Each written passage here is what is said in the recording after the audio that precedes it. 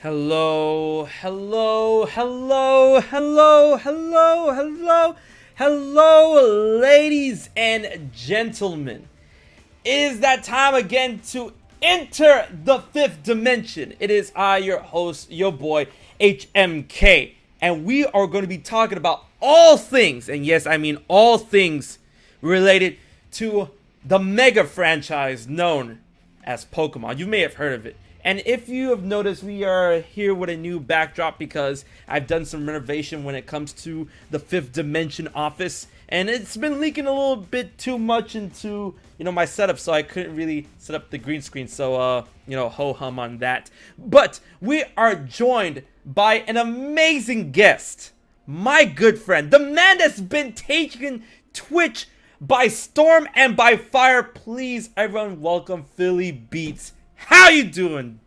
Yo, I'm doing good. What's going on, everybody? I am so ready to dive into this fifth dimension of Pokemon talk today, man. I've been seeing fifth dimension everywhere. Fifth dimension here, fifth dimension here. And I'm like, dude, it's time. It's time. My time has come to talk about the Pokemons. The Pokemans. Okay, that's the first thing we're going to be talking about, all right? The first thing we're going to be talking about is that, I've seen so many people pronounce Pokemon, like, in various different ways, like, like, Pokemon. I've seen people call it Pokemans and whatnot, like... So what would be the good way, in your opinion? The correct way, which I don't do, right? Because if you watch the anime, you'll hear, in the world of Pokemon, right? They'll say Pokemon. Pokemon, yeah. All right, that's like how they say it in the anime, and at least in the English dub, all right? But like, I'm used to saying Pokemon, Mm-hmm. I don't know. I'm very comfortable with Pokemon. I'm sure a lot of people in chat have their own way of saying it. I mean, they could probably write their own pronunciation of how they think it's supposed to go. But yeah, I go with, I don't know. It just rolls off, whatever just like feels right at the time. I feel like it. Nah, I definitely feel that because like, man, dude, you guys need to understand. We were around when Pokemon. See, I say Pokemon, like Pokemon or Pokemon. Like it's pocket monsters. So I guess it's pocket monster. Yeah, it's pocket monsters. And it's so funny how when I was a kid and I first heard or learned that Pokemon stand for pocket monsters, my mind was blown. And you guys need to understand that we've been around Pokemon since the beginning. I remember when they were promoting this show on Kids WB, and I'm like, what is a Pokemon? What is that? I remember when Pikachu wasn't even a thing, and then here we are, this yellow mouse, which I thought, to be fair, and I look, chat, I'm gonna need your guys' help to help agree with me, to help validate me. When Pikachu first came out, I thought it was a bunny. Philly, I'm not crazy. Am I crazy? No, you're not crazy. I mean, like, we don't register, walking around with a mouse, right? You don't register that. But, like, right. We'll walk around with a, friendly rabbit. I'm down with that, Man, it's the ears. No, you don't understand. The ears and everything. And, I get it. Chew means mouse. But, and also, Pikachu was kind of chunky back then, all right? So, I mean, like... we called him, he had the beautiful name of Chonkachu. Yeah.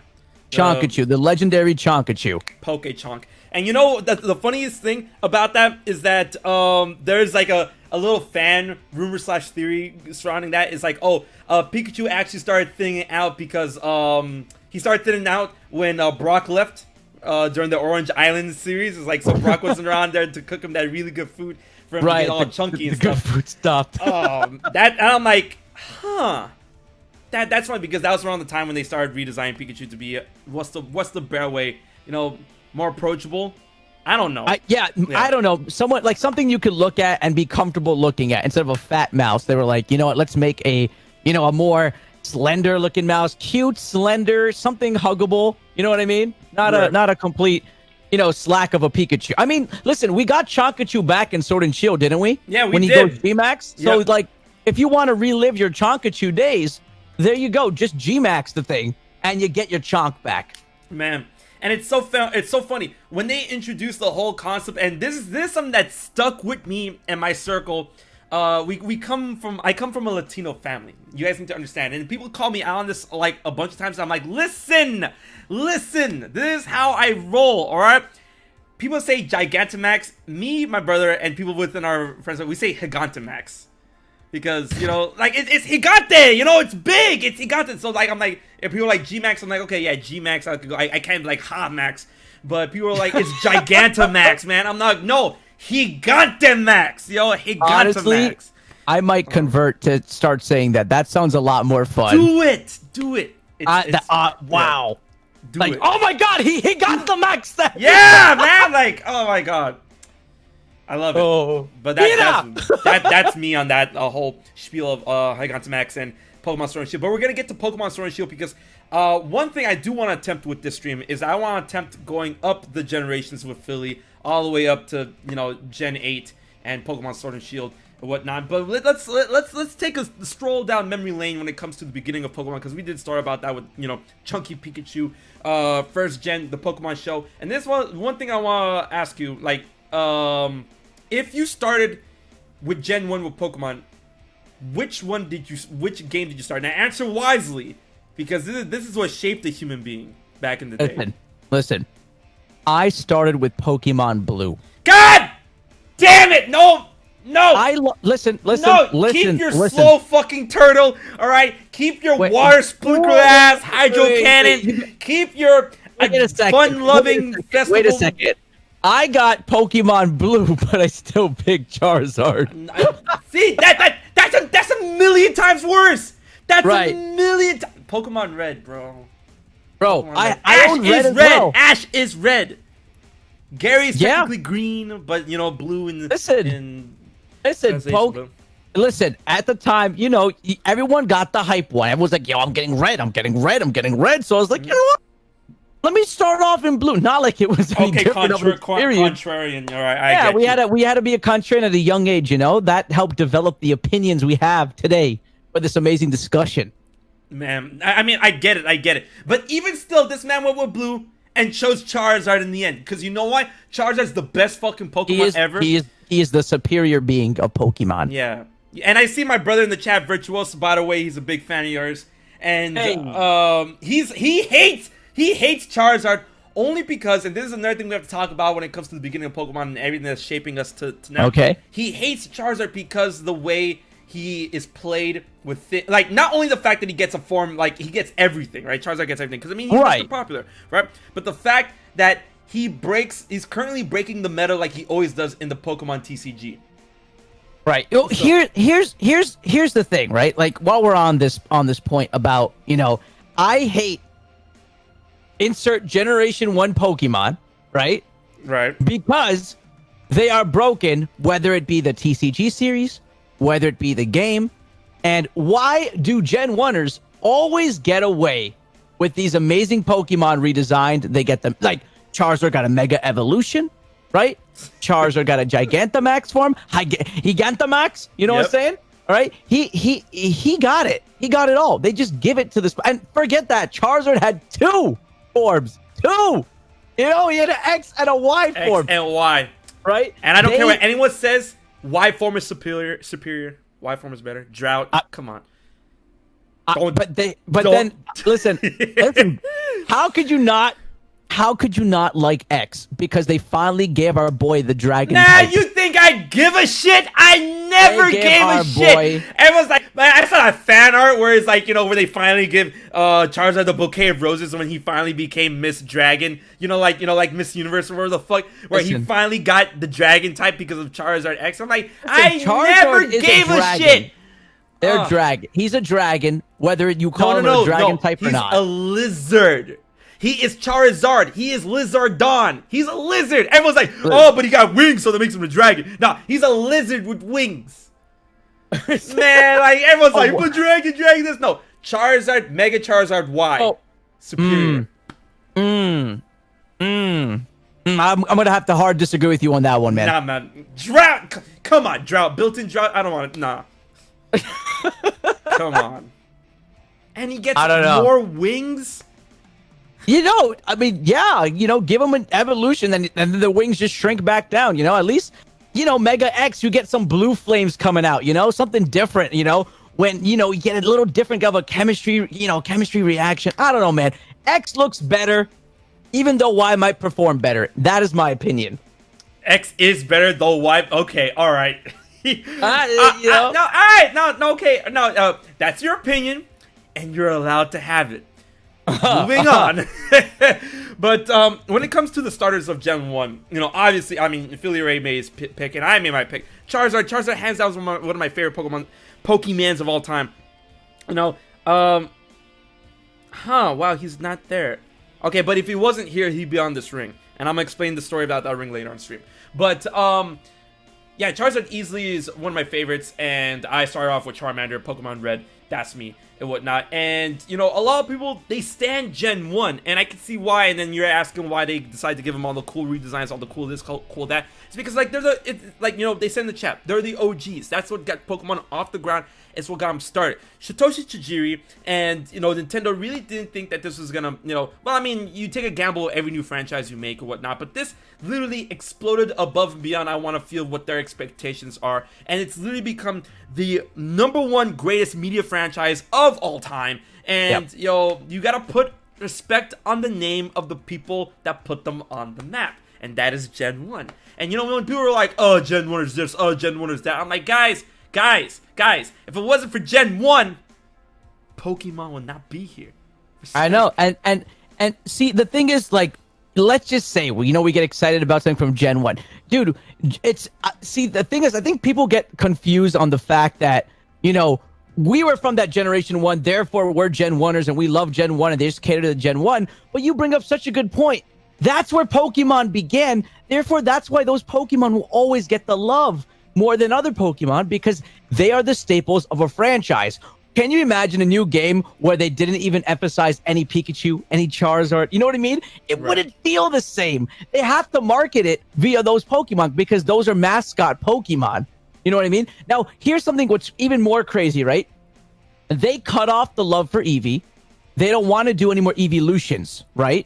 In that sense. But guess what? Eevee is still a staple Pokemon. Yeah, let's go Eevee. Let's go Eevee. You know, Eevee's got a Gigantamax form. It's still got a G-Max form. It is still one of the standard Pokemon. Forget it. They don't have to do every single evolution, and they said they're tired of doing it. You know, it's taking that's too many BS. spots. No. You gotta finish what you started, man. I'm waiting for my Dragon Eevee. I'm waiting for my Ghost came Eevee. into Sword and Shield. I came into Sword and Shield thinking we're getting our Dragon Eevee and a Steel Eevee, right? Because I'm thinking Knight. We're getting the whole medieval, you know, Sword and Shield. I'm like, dude, this is it. This is Dragon. And then I'm like, okay, it didn't happen. Then I heard DLC's coming out. I'm like, dude, what if there's an evolution in this DLC?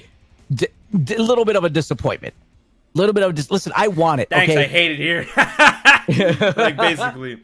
Oh, right? man. But, like, I stopped. Like, here's one thing I've learned about Pokemon over the past few years. And after, you know, you look at the YouTube algorithm chat and you see, oh, top 5 things I want to see in Pokemon Sword and Shield. Top 5 things or top 5 EVs. I've learned that the things you want in life for Pokemon will not be granted to you, right? Whatever Pokemon has or what they decide will be, what the heck is this?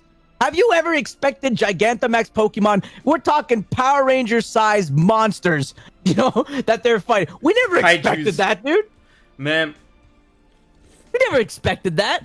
That came out of left field, dude. When we saw that, first it was a turnoff for me because I looked at it, I'm like, what the heck is this? But then it grew on me as one of the coolest mechanics because those are boss fights. It did. You know what I mean? You know, it did. But my opinion, and this is something that, you know, people are gonna try to flame me over. It's like, listen, you know, Gigantamax and G-Max and all that stuff, it's cool. Dynamax is cool. It brings in a new concept. Whatnot. I miss Mega Evolutions, and yes, I do miss Z moves.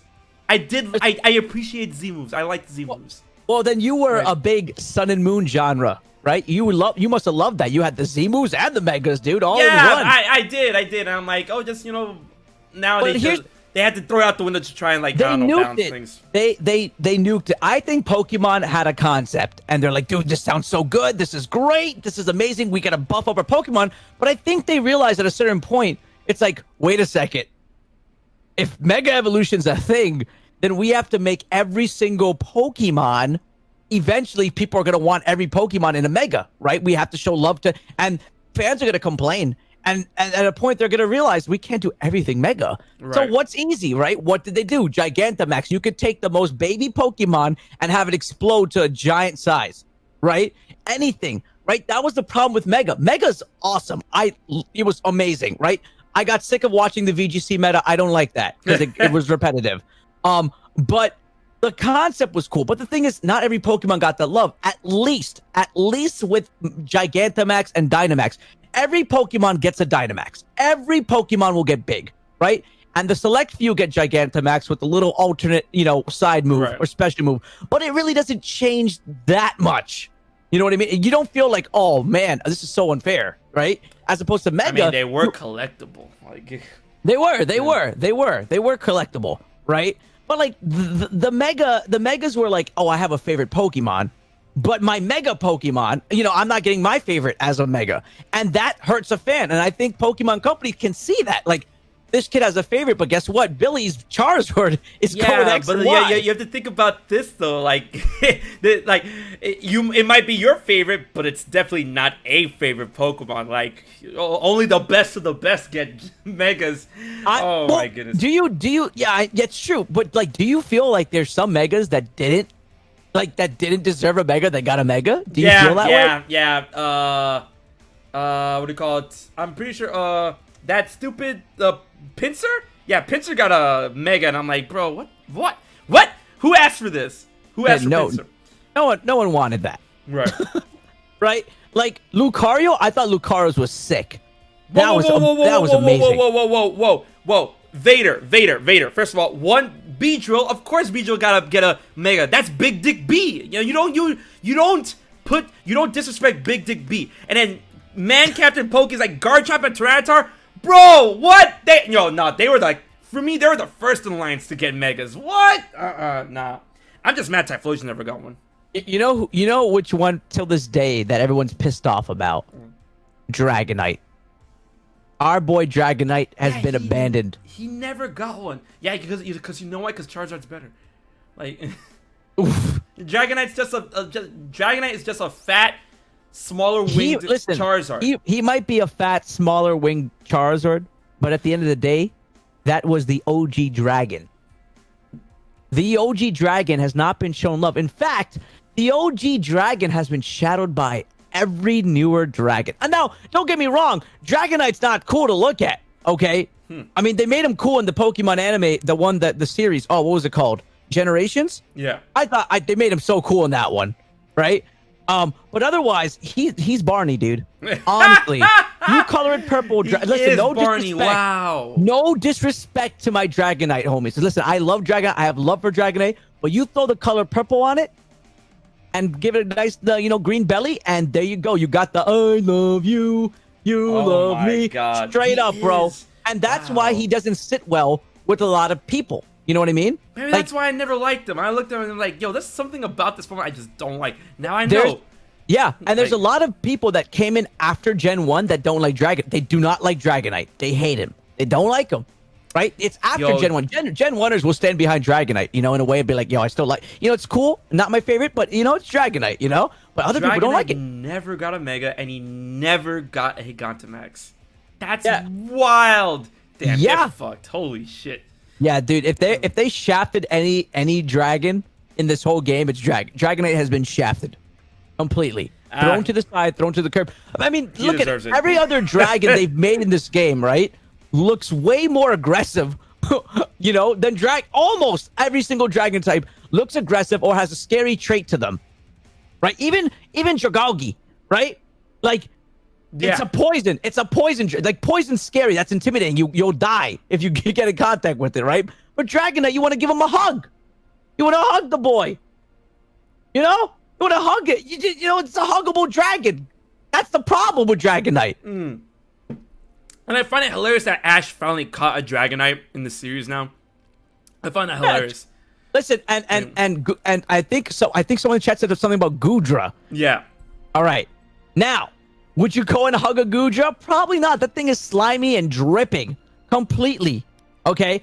And hold on. Let me. You know what? Let me. Man, it's like a giant beanbag. What? Like, just imagine like a giant slimy beanbag. Like, yes.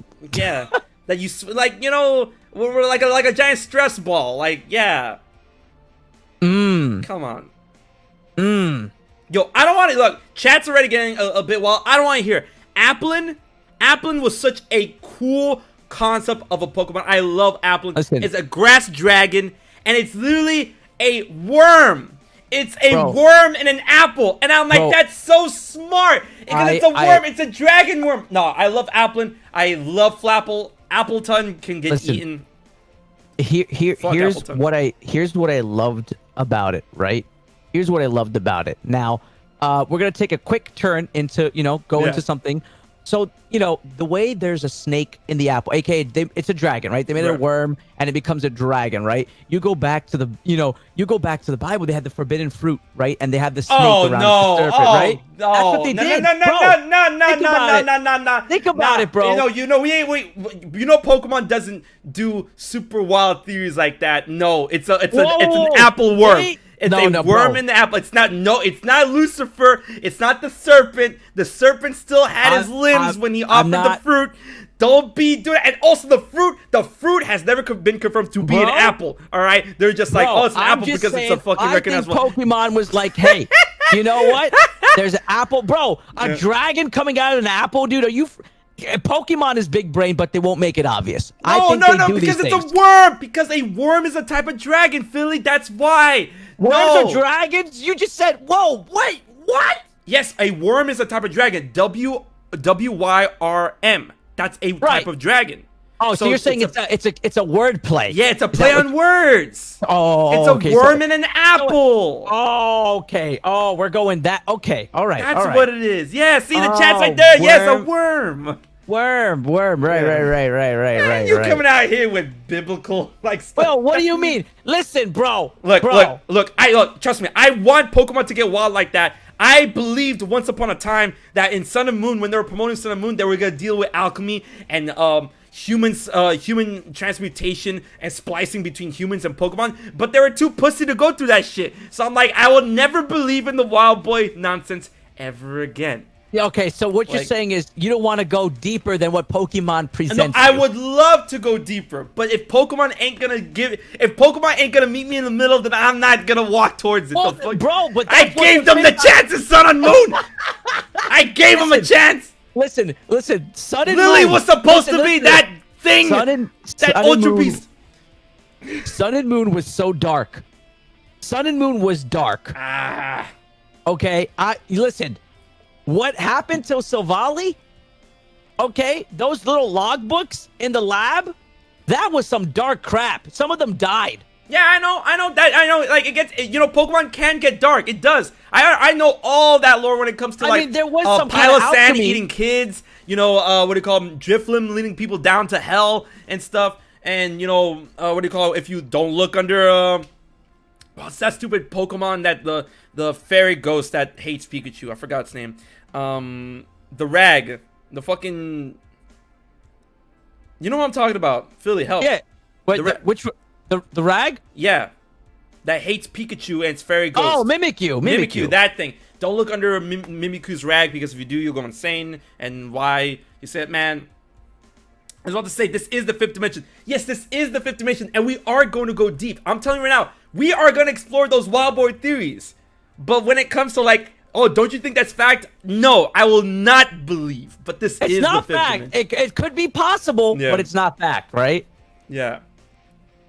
Well, we're on Gen 1, right? We're on Gen 1 anyway, right? Well, let's take a dive into the, everything surrounding Gen 1, right? When Pokemon made its biggest hit, this is the foundation of everything, right? Right. What was the number one thing that anti-Pokemon people said about Pokemon? That doesn't really apply as much to this day as it used to. Oh, that Pokemon were demonic? They were demons? Right. Yeah. Right. Oh, yeah. That was, and what's interesting is what examples did they cite back then? What examples did they use? One of the big ones they used was Alakazam and its head. Ooh, yeah. Yeah, because it looked like the goat, basically. Right. Yeah. It was a goat within a pentagram. Now, don't get me wrong here, but I'm not saying I think that Pokemon was made based off of something. I think there's always creepy Pokemon. That's why I say Pokemon they grab things from everywhere, right? Right. And here's what I said, right? Because obviously I grew up in a house where people also thought Pokemon was satanic. I'd say it like this: listen, treat Pokemon, how to view it is you look at it like a normal world, a regular world, right? Whatever your perspective of the world, let it be, right? Now, there's going to be things you don't like within the world. There's going to be good things you want. Like an electric mouse isn't going to kill you. I mean, it's going to kill you. It's going to kill you. But it's not like that mouse is representation of Satanism. You know what I mean? Right. As opposed to, oh my God, we got Alakazam with the pentagram head. You know what I'm saying? Like, when I first saw Psychic Pokemon, right, while watching the anime, that episode freaked me out. Not going to lie. Sabrina's episode? Oh, ooh, yeah. And then what followed up afterwards where Ash died in the ghost tower. Right. Now, listen, I feel like that solidified these people's satanic theories. Like, if Pokemon did one thing, they established the psychic type and ghost, psychic / ghost types as the spooky. This is the unnatural. We never expect these things. Spoons are being lifted. Dolls are flying. Dolls are talking. Yeah, those episodes did not help. Oh my lord. No, those episodes did not help. Right. But that just said that these kind of things exist in this world. Right. Now, whether you want to catch them and play with them, that's up to you. You know what I'm saying? Right. Like, see, Pokemon is free will. Just like the human being. Right. You can catch what you want. I mean, unless it's a forced encounter, you know what I mean? Like a legendary Pokemon. But otherwise, it's your choice what to catch. Treat like the meme of the Christian playthrough, and they had like what to do. You don't breed like non-Pokemon, bad Pokemon with that. Like people Christian playthroughs. What? You never heard of it? You never heard of it? Never heard of this. Oh, chat! Someone in chat had to see it. Like it was a meme, and it said like you cannot breed this Pokemons with out of species Pokemon. Yeah, it was a very interesting way of it played. It was I know. If chat never heard of it, I will find it and I will post it somewhere on Twitter when I can find it later. But they had their own guidelines of playing, right? They had different ways just so that these parents would not freak out as well on these kids. What the fuck? Yeah, I'm telling you, dude, I know there's like, you get the Nuzlocke, the Ultra Egg Lock, Nuzlocke, Soul Link, but then you got the Christian wildin'. But when it comes to, like, other aspects when it comes to Gen 1, because, I mean, this is the 5th dimension, and I do want to talk about, like various theories when it comes to the games and, of course, the anime, right? And the one I feel is one of the most popular theories, which does make, like, it still holds true today, if you want to hold true to that, is that, right. Sure, if you want to talk about the movie continuity, which has begun to, continuity. We're not talking about that. I'm just, that's a different take, and we're going to be talking about that later. Hopefully, whatever, I don't care. But in the first episode, when Ash saves Pikachu from all of the Spearow, and the fact that Ho-Oh shows up, and then it's like Ho-Oh, like the first episode, a Gen 2 legendary Pokemon and whatnot, and then when we find out later that Ho-Oh has the ability to grant wishes to those that see it and whatnot, and the wish that a lot of people, the theory is that Ash wished on Ho-Oh in order to be a Pokemon trainer forever, to be young forever, go on Pokemon adventures forever, and that's why he never ages. And I'm like, and I'm like, the Pokemon lore is there. The theory has not been disproven because everything is intact within the anime continuity, where Ash legitimately hasn't aged 1 year. He is still recognized as of Sun and Moon. He is still recognized as a 10-year-old boy, which is bullshit. Because I'm pretty sure if you're willing to count the number of episodes as separate days, that is more than multiple years, man.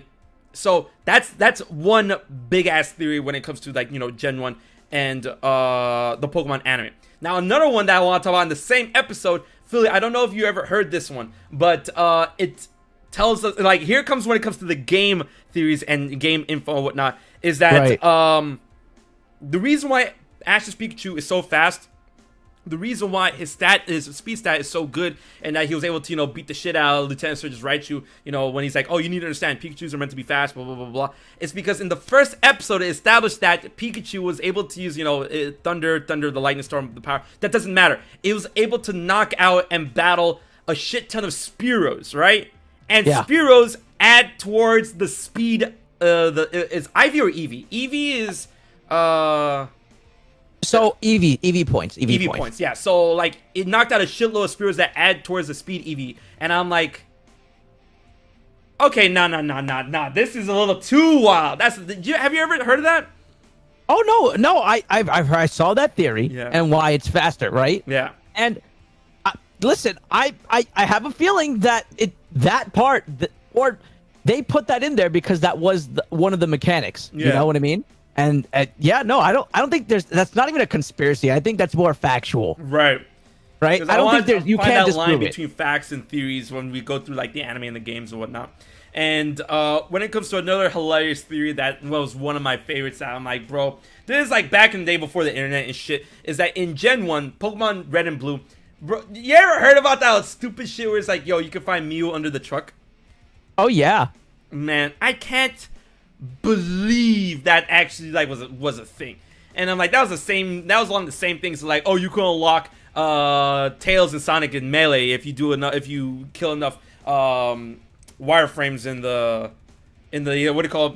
in the cruel Melee. But I'm like, bro, that's BS and whatnot.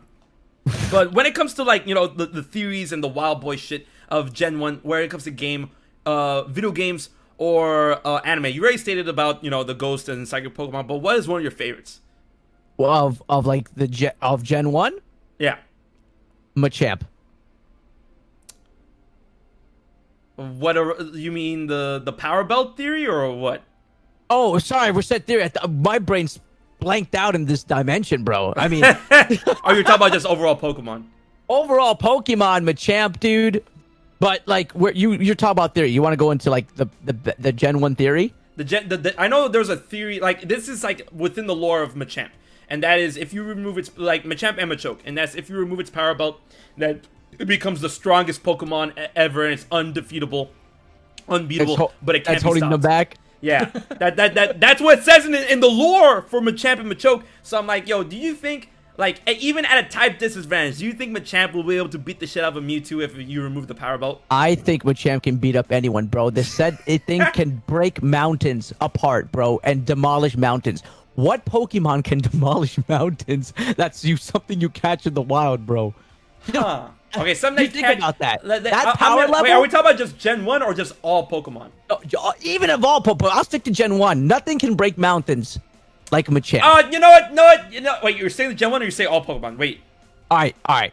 You know what? Out of all the Pokemon, Machamp punches mountain and breaks mountains. I'm gonna bring some technicality to your face. All right, here we go. All right, you said in the wild, right? Chat. He said in the wild. He said in the wild. He said in the wild. All right, ready? Guzzlord.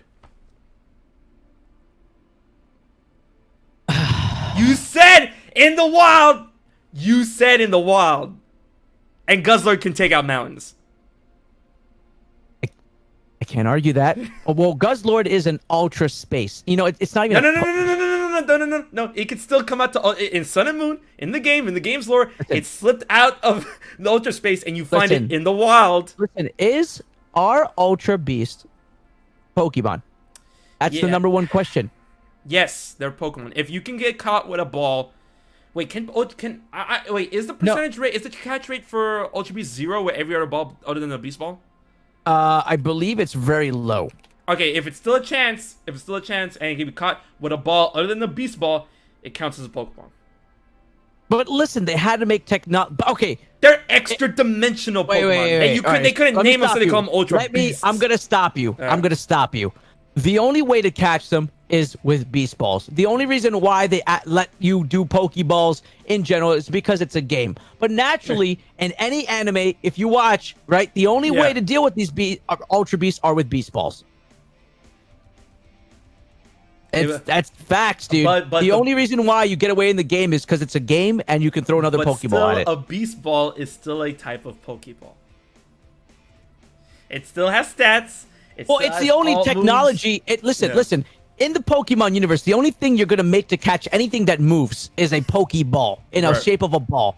Bro, if my boot starts moving, I'm gonna throw a ball at it, right? Because that's literally the mindset. Man, that's a waste of a Pokeball. The fuck, man? Like, you hey, my boot. Shits?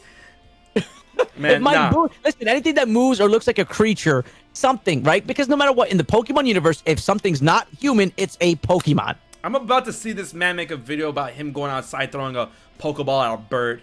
And it moves. It moves. I'm about to, call my dog and like, hey, you want to get inside the Pokeball, Toby? Listen, don't act like you wanted to do that when you were younger. Catch bugs, put them in balls. I wanted real life to be like Pokemon back then. Oh yeah, definitely, man. When I was a kid and I was young and naive, I wanted to okay, I would love to go to the Pokemon world. I would love to catch Pokemon, be a Pokemon trainer, camp out, go fight gyms, become a Pokemon master, all that stuff. But then when I get older and I read all the deep lore of Pokemon, man, I'm like, yo, fuck that, man. I never want to go to that place. No, fuck that shit's terrifying, man. The Pokemon world is terrifying. Beedrills right off the bat. We jump for Little Wasp and everything. You know what I mean? Yeah. Like, can you imagine Giants? Forget it, dude. I would be GG at that point. I would be GG, dude. Right off, coming out the route, see a Beedrill, dude. I'm done. I don't know how Ash did it, dude, but I'm done. Because they grew up in that world, so they're acclimated to the situations. Yeah, I mean, I grew up in this world, but you ain't gonna catch me going down to the the deep ocean where those crazy man, because those are still unknown, but disgusting. But man. Yeah, and here's a tangent I do want to go on when it comes to the Pokemon lore, specifically with the games. And if you want to bring up something from the anime, that's fine too. But okay, what has to be the wildest, the something that is official or pseudo official thanks to the anime? What is the wildest, darkest piece of Pokemon lore tied to Pokemon or an event, in your opinion? The darkest Pokemon lore. Man, for me, something that definitely takes the cake is I feel for me it teeters on Drifloon or Yanmask, right? And I'm like, when I'm reading this lore, because every now and again, me and my boys, we search up Pokemon Pokedex entries, and sometimes we find some really crazy ass shit. We're like, bro, what the fuck? Dude. Here was one. Weaviles. My fiance hates Weaviles. One of my best friends, Game Boy Lad. That's like his Pokemon. That's like the Pokemon that defines him, a Weavile, right? So we find out in Alola, not in Alola, wait, in Alola.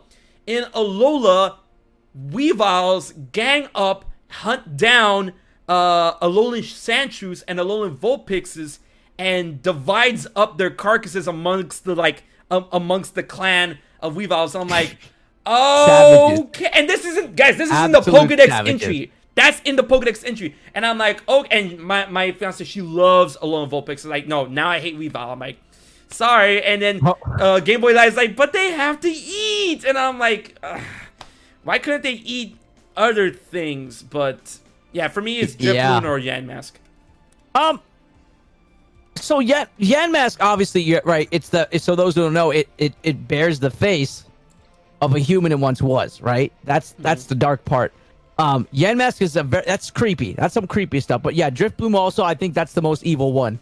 Carries children away into the afterlife, dude. Yep. Man. That one's pretty bad. I mean, obviously, I think Gengar in a way, right? Like, there's entries of Gengar, like when your body goes cold, right? When its presence is even around you, like that's straight up horror.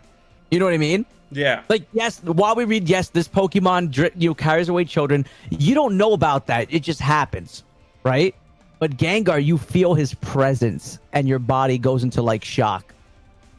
That's what makes Gengar probably the creepiest, the scariest one, because you feel it. Your body will just start feeling it. There's a Gengar around my room, your body's gonna go cold. It's like when you're going to the most scared panic shot, feeling you ever had. You something scares you so badly, like you're so scared. You watch a terrible horror movie, you don't want to put your feet out under the covers. They got to be in the covers because you feel that scariness, right? That's what Gengar does. And I think Gengar is the most, realistic feeling that he would give you compared to the other ones. The other ones, yeah, they'll just take you away, right? You don't know about it, but this one, you feel, oh man, Gengar makes his presence known. Oh, so, two things speaking. I'm gonna go off that tangent with Gengar, and then using that tangent, go on a very similar take. And that is, so how do you feel about the theory? Because it's not confirmed yet, but I mean, it's basically confirmed for me that Gengar is indeed the ghost of Clefable. Because when you look at all of its, not its internal Pokemon statistics, but its overall, like, its body frame, its height, weight, everything, it matches that of Clefairy. And when you line them up side by side, they look kind of similar. So how do you feel about that? I believe in it. I believe in it. Hands down, listen, things look like things in Pokemon universe, right? Things look like things. Listen. Things look like things. You heard it here, folks. Things look like things. Exclusive. No, listen here, right? We all thought, I think there was another thing a lot of us thought, Cubone is basically a Charmander wearing a helmet. People used to, some people, listen. Nah, Cubone is the first evolution line that goes into Marowak and then goes into Kangaskhan. But you know what? Pokemon, creatures, Game Freak, and Nintendo are cowards.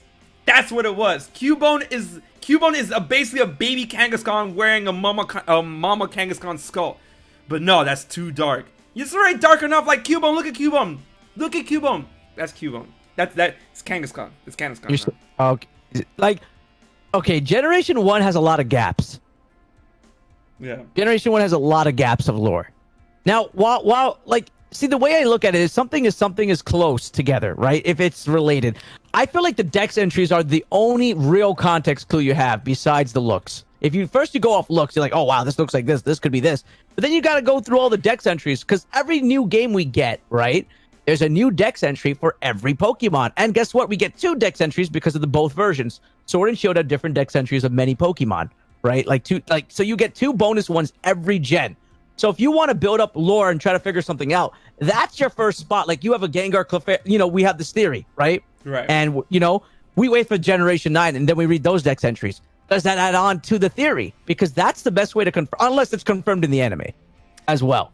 It's not. It's just that I feel it's situations like that when it comes to video games, especially Pokemon, that you have to like look at and pick up and put together on your own, because they're like, hey, we're gonna slip this in here, but we're never gonna outright confirm this for ourselves. And a bunch of people, not just video games, but media does that all the time, and it's like, oh, we like doing that in order to like not only see if people will pick up on it, or what they want to see what fan interpretation is, which is right. Like, half and half bullshit, but whatever. But speaking of the Clefable Gengar thing, another thing I want to line up is like, oh, you say, oh, Pokemon looks like Pokemon, thing looks like a thing. All right, hot shot. Here's another one that's in that realm of possibility. All right, hit me with it. The theory that Dittos are failed Mew clones.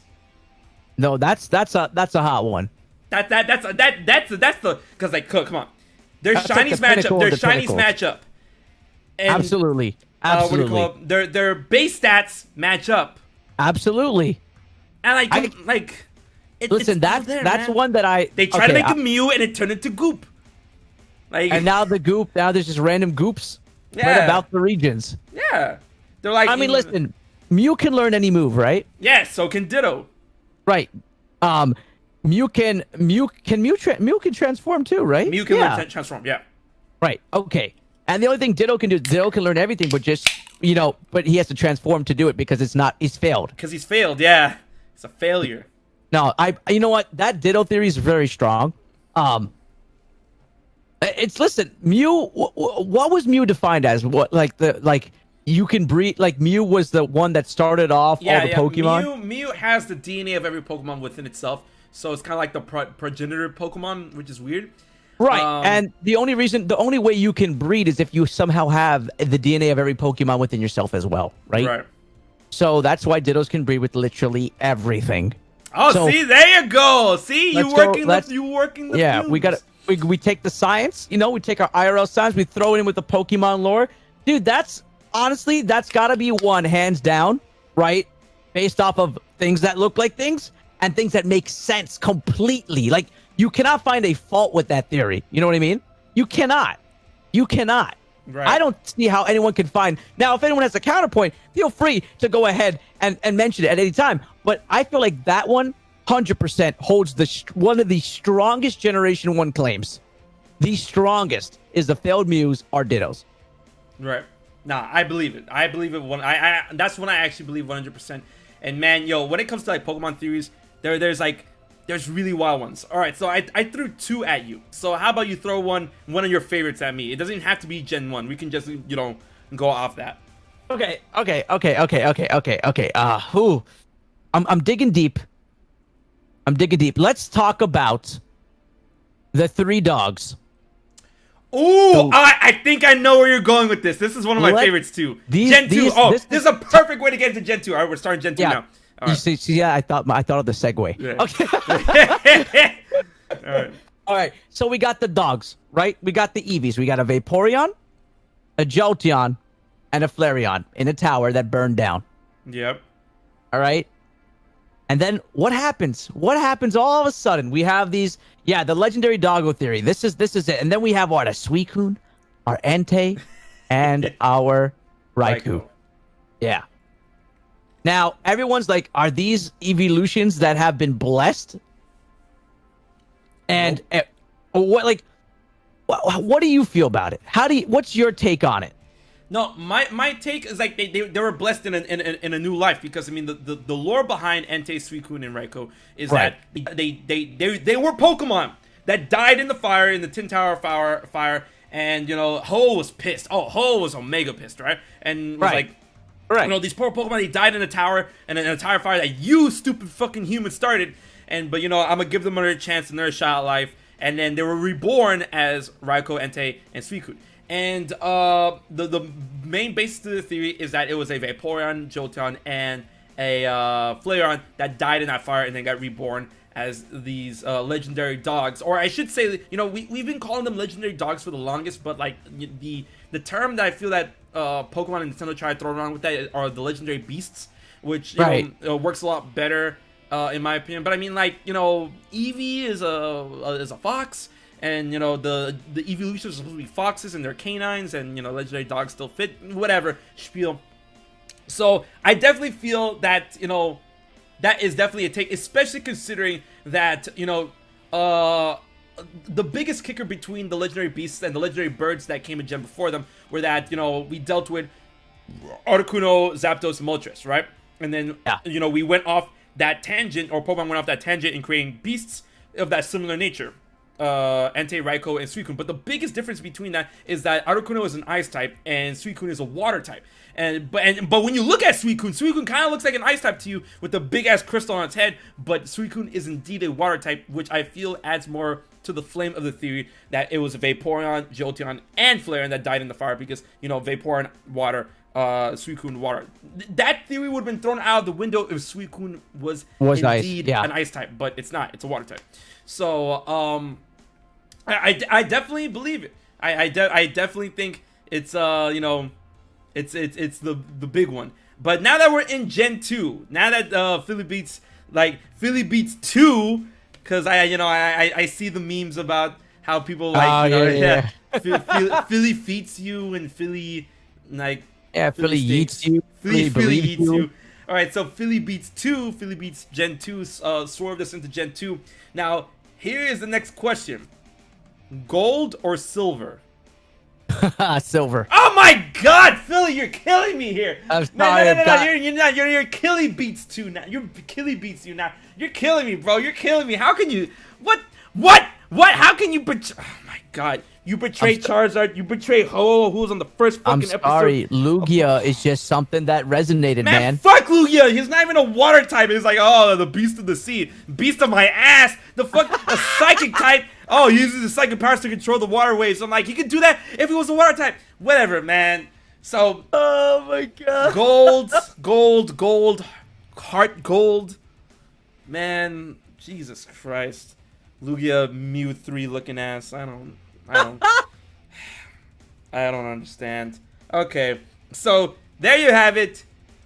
Gen 2 for me. It's definitely, Gold, and my starter was Cyndaquil because I love Typhlosion. Typhlosion is actually one of my favorite Pokemon of all time. He's on my engagement ring, and I love it. And I want to know, what did you start? Choose wisely. Choose wisely. There's only one wrong answer. Oh, okay. Well, I started off with my boy Feraligatr. Thank you, my lord. Holy shit. No, absolutely. Listen, I was like, dude, we get an alligator Pokemon. How cool is that? Yeah, no, Feraligatr is pretty cool. And remember, he does have them cheeks when you look at the model, and he's constantly in front of you. I'm like, bro, who designed this? But Typhlosion's move, the eruption. Oh my god, disgusting. It killed so many Pokemons because of it. It had. I think Typhlosion had the most OP final move. No, I love Typhlosion. Typhlosion, such a well-designed Pokemon, and I'm pretty sure Typhlosion to this day is still the only pure fire type of all the of all the starters, of all the fire starters, right? And a lot of people use that against him. It's like, oh, wow, just fire is lame. It's like, well, I'm sorry, we can't all have fire fighting types all the time. Wait, no, wait, Cinderace is just. Wait, Cinderace is just fire, right? Cinderace is mono. Cinderace is powerful as heck. But Cinderace is just fire, right? Just fire. Okay, alright, so there, now Cinderace, Cinderace is another pure fire type. Alright, cool. Well, Cinderace doesn't count? What do you mean Cinderace doesn't count? How does Cinderace not count? Whatever. So when it comes to Gen 2, man, I'm gonna tell you guys right now, everyone's like Gen 1ers, Gen this, Gen that. Gen 2 is my favorite gen. That is my generation. Johto and Kanto, learning what happens after the first game. Final boss Red. Oh man, too good. Too amazing. Too amazing. Yeah, absolutely. You can't get better than that, dude. You encompassed your Gen 1, your Gen 2 all together. Like, listen, that's the first time I realized you know what I think what Gen 2 made everyone think to this day, and what Pokemon fans continue to go on about because of Generation 2, right? Everyone started from that point on, man, we need a Pokemon game with all the regions. So when Gen 3 came out, they wanted Gen 3, Gen 2, and Gen 1. And the same thinking has been there because of Gen 2.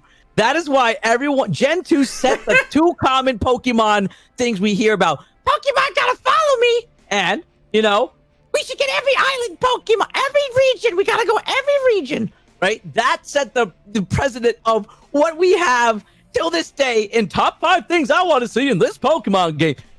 That set the tone. It's crazy. While Gen 1, yes, started off all the fun stuff, and the original, Gen 2 set off the features people want. And it's fine. I want to go back to Kanto. Yeah, exactly. And because of that, for example, when I'm playing Sword and Shield, for example, I want to go back to Generation 6 because Generation 6 has a trade station that leads to Generation 8. And you know what? That's fine. Don't do it, Pokemon. But you gave me that beautiful thinking of I could go back to a region. I could go back to a region from Gen 2. And that's why, till this day, the perfect Pokemon fan game will always be Pokemon following you and being able to go to every single region. Yeah. Thank you, Gen 2. Thank you, Gen 2, for putting that in everyone's brains.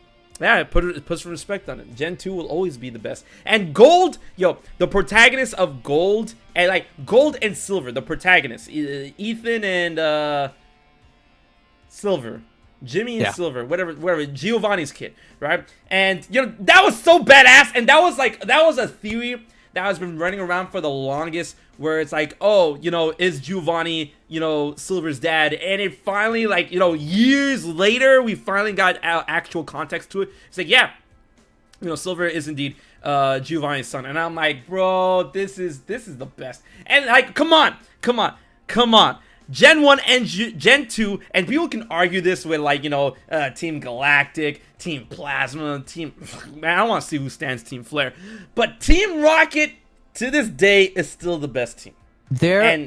They're iconic, dude. It's not they're iconic. They're badass. They know what they're doing. He's like, oh, Dude, all these other he's people a like, mob. Man, He yeah, knows. exactly. He's a mob. He's actually a criminal organization. But all these other organizations are like, oh, we want to make the world beautiful. Oh, we want to become friends and liberate Pokemon. Oh, we want to do this. We want to do that. It's like Team Rocket's like, no, profit, black market, Exactly. stealing, Slowpoke tails, like, baby. man. But no. Honestly, I think everyone's gonna say, like, I agree with you. I still think Team Rocket. It's the most intense. Like, they are criminals to the core, dude. They are criminals, and no one can argue that. They are actually criminals. They're not some guy with a deranged mindset of saving the Pokemon race or doing this to enslave Pokemon or free all. They just straight up, dude, money. How do we make money? How do we profit? Let's steal. Dude, they are criminals, and that's what makes them stand out the most. Listen, Team Rocket is so iconic. Not even that. And they're so just like Giovanni is one of the most intense villain bosses ever. My dude was running a gym. And under the gym disguise everyone's is a nose, leader. like, holy shit. Dude, how crazy is that, right? They even had to bring Giovanni back. They even had to bring him back in Ultra Sun and Ultra Moon to take over. Man. Right? That dude crossed dimensions. We're speaking on dimensions right now. Hell that dude yeah. crossed dimensions to take over Ultra Sun and Moon. Rainbow Rocket. Listen, not only that, I don't know if you're aware, but you realize Giovanni is also in Sword and Shield? Like, actually or reference? He's there. No, he's there. What? There is one NPC in the game that will not turn around in the Snow Town staring at a Persian thing on the wall, but you will never see his face. He's wearing a suit. He has a clean cut. It's not BS, chat. Load up your game. Go to the Snow City. Load up your game.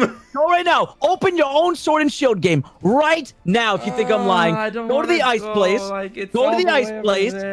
Go to the ice place. Look right there. There's a guy looking at it. Yeah, now chat's wake. Everyone's woke right now. God damn it! I'm doing it. Do it. Do it. You need to. Fuck. Now, chat. He's gonna do it on stream. Hey, he's gonna do it I'm now. gonna do it on stream. Yeah, I'm gonna do it. I haven't booted up Pokemon in the fucking longest. I probably have to update it or some shit. Forget the update, dude. You just go straight in, man. All right, hold up. Goodbye, Xenoblade. I'm gonna boot this up. I'm gonna boot it up. All right, yeah, I'm gonna prove my point right now. So many people are like, wait, what? Yeah, dude. Where's Pokemon at? What the fuck? Chat's like, so I see people already. He's right. No, that is bullshit. Nah, B. Alright. Update, no, start software. Fuck that. He's not looking at a Shinx. It's not, wait, where's the Shinx? Hey, listen, don't talk about that Shinx. We don't talk about that Shinx. Oh, did you fail in catching a shiny Shinx? After over 5,000 encounters, I just talked about Final Fantasy 14 on stream and looked away, and it was there, and I ran. After how unfortunate! Yeah, how unfortunate, huh? Man, my boy's been hiding. Oh man, the chat's getting me excited now. Hold on. Yeah, chat. Yo, everyone's like, he's right. Listen. I'll tell you what. Find it right now. Hold on. He is. He's going to Snowbell City right now. Bro, I forgot how to play this game. The moment I saw that, I'm like, hey, there's Giovanni's right there. He's right in front of everyone's eyes in the game. All right, so I think it's Snowbell City, right? Snowbell, the snow one. You mean the one at the snow gym, right? Where the snow gym? Yeah. I think it's Sir. Yeah, you go to Sir Chester. Go up the little, jacuzzi area. Okay, yeah.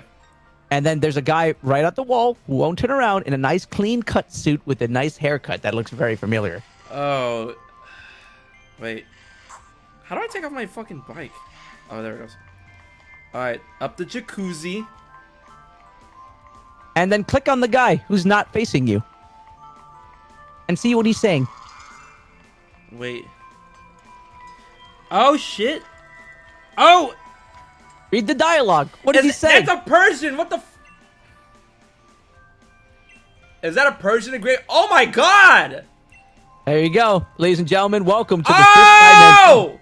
Whoa! Yo, guys, it's legit him. Holy shit. That's him. There he is, Giovanni, right in front of everyone's eyes.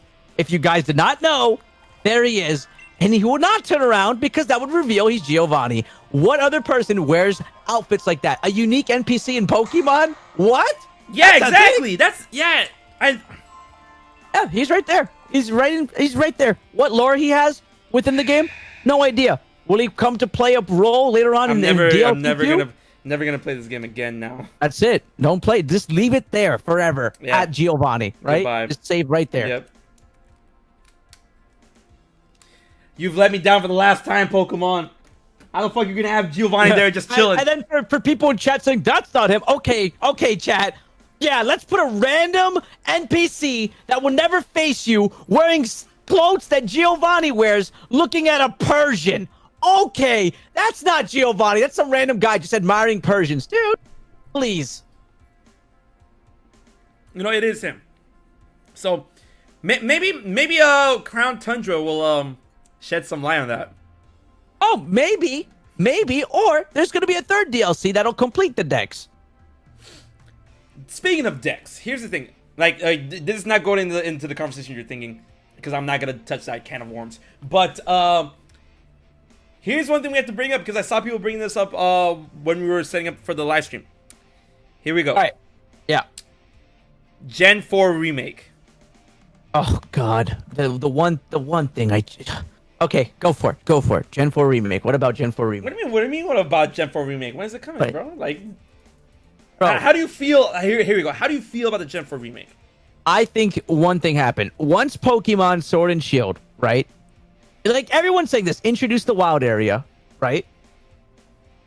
I just don't want to go back to a game where I don't have a wild area. You know what I mean? I don't want to go back to now. Sure, they can add it in, but I'm so scared. We won't get the nice looks we have, the camera that we can twist and turn, right? That's what makes me scared about going back to an older game. Yes, dude, everyone wants remakes of previous games, but like, come on. Everyone wants them. I agree. Listen, everyone needs the games, okay? Everyone's like, we need it. Gen 4, we've been asking. Listen, I said this at the beginning of the stream, okay? The things you want will be the things Pokemon Company will never give you. But they will give you something else. They never give you exactly what you want. But the thing is with Sinnoh, right?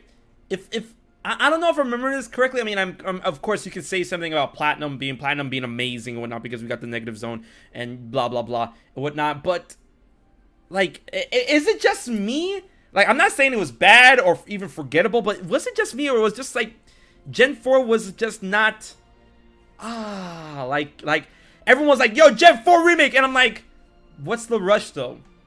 For me, I'm like, I think Gen 4 stands out to a lot of people because of how deep the lore could be when it comes to those legendary Pokemon.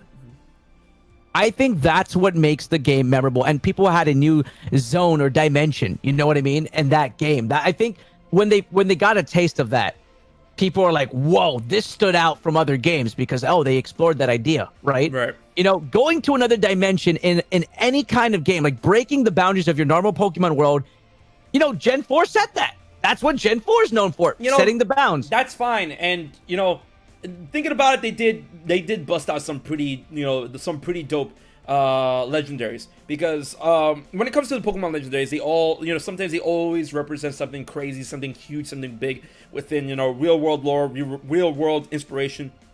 And for Gen 4, it was the concepts that make up existence, right? Which is fantastic. Right. That's what drew everyone in. Right. Because we had Dialga, which controls time.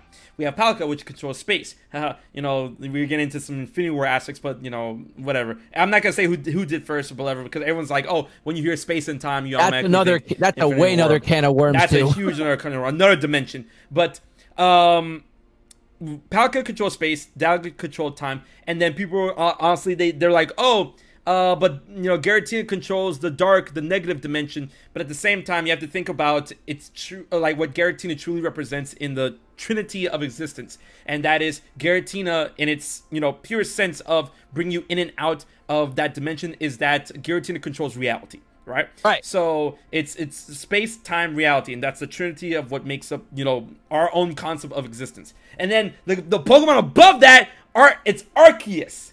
I used to say Arceus. Right? But it's Arceus, which is literally the god of Pokemon. Too. I say Arceus too. Don't feel bad. Yeah, but the reason why I start using Arceus more is because dialing back to Gen 6, which is like crazy because, Type Null and Silvally, Silvally looks a little too much like Arceus in my opinion. And it runs on the RKS system. Yep. Which is the system that is meant to emulate Arceus' ability of changing types. And I'm like, okay, RKS, I get it. So that means that the Pokemon is actually pronounced Arceus and not Arceus. And I'm like, alright. But it's so funny how we have Type Null, we have Silvally, and in Sun and Moon and Gen 7, we never got Silvally or whatever the fuck to interact with Arceus. To the point where it's like, okay, let's test it, fake Arceus versus real Arceus. Let's test it, and we never did, which is sad. Right, which is, yeah. Well, that's the problem with Pokemon. They never finish up their cool ideas in a game. Yeah. Which, we got to deal with it. That's something I've learned to come to terms with. They will not finish a plot point that they left open. They don't. They just leave it for your own interpretation, and that's where the content happens. It's true. I hate it so much. I agree with you, man. I agree. But honestly, that's one other aspect of Pokemon that really does bother me. Is that not just like as Philly says, it's not only how they don't finish plot points, but they never have the okay, when you look for the lore, when you look for it, it gets pretty dark, it gets pretty grim, it gets pretty fucky, and it gets pretty interesting. But the stuff that's in your face, I understand why. But the stuff that's in their face that they present to you on surface level observation never gets too wild. And I understand why, because at the same time, the main market point for Pokemon is children, is kids. Because, man, I got a story to tell you later on the stream. But, yeah, that's the main, that's their main demographic. So they can't really make a story presented on surface level to be too overwhelming for children. And I'm like, man, I get it. I don't like it, but I get it. Because, Matt, this is what was boiling me earlier in the stream, Philly. Pokemon Sun and Moon could have dealt with human Pokemon transmutation, gene splicing, all that good jazz. It was all there. Solgaleo, the line of steel that represents alchemy. Like, the fact that Lily was like, oh, but Lily was dressed up in order to look like that Pokemon, the Ultra Beast #1.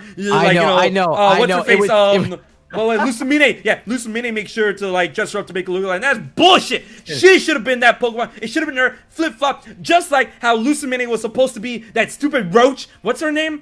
Oh my gosh, the bug. The beauty bug. Beauty fly. Whatever the fuck, that stupid roach, and how Guzma was supposed to be Xurkitree, and how what do you call it? I know, man, we all thought there was going to be, yes. And the fact that Type Null is literally disregarded parts of Pokemon that they put together. Pokemon transmutation, alchemy, it was all there, Nintendo, but you pussied out. God damn it. Have we ever actually found out? There you go. What happened? Have we ever actually found out, in general, what Pokemon it consisted of? Has that ever been 100% proven? The parts? It's not, because I seen videos where people do research and the parts look similar to certain Pokemon parts, but not quite 100%. So they're the biggest theory is that they're able to identify some of the parts. People were saying that the legs of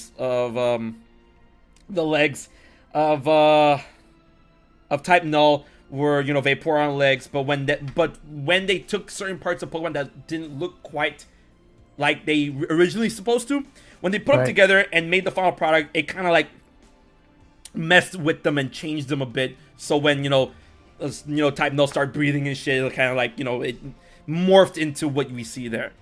Okay. And bro, that's another thing. Wasn't that stupid organization? What was it called? The organization that Lucamine runs. Ether organization. The Ether Foundation. Yeah. Weren't they taking in sick Pokemon? Yeah. They were taking in sick Pokemon. Why? Because they needed to rip them apart.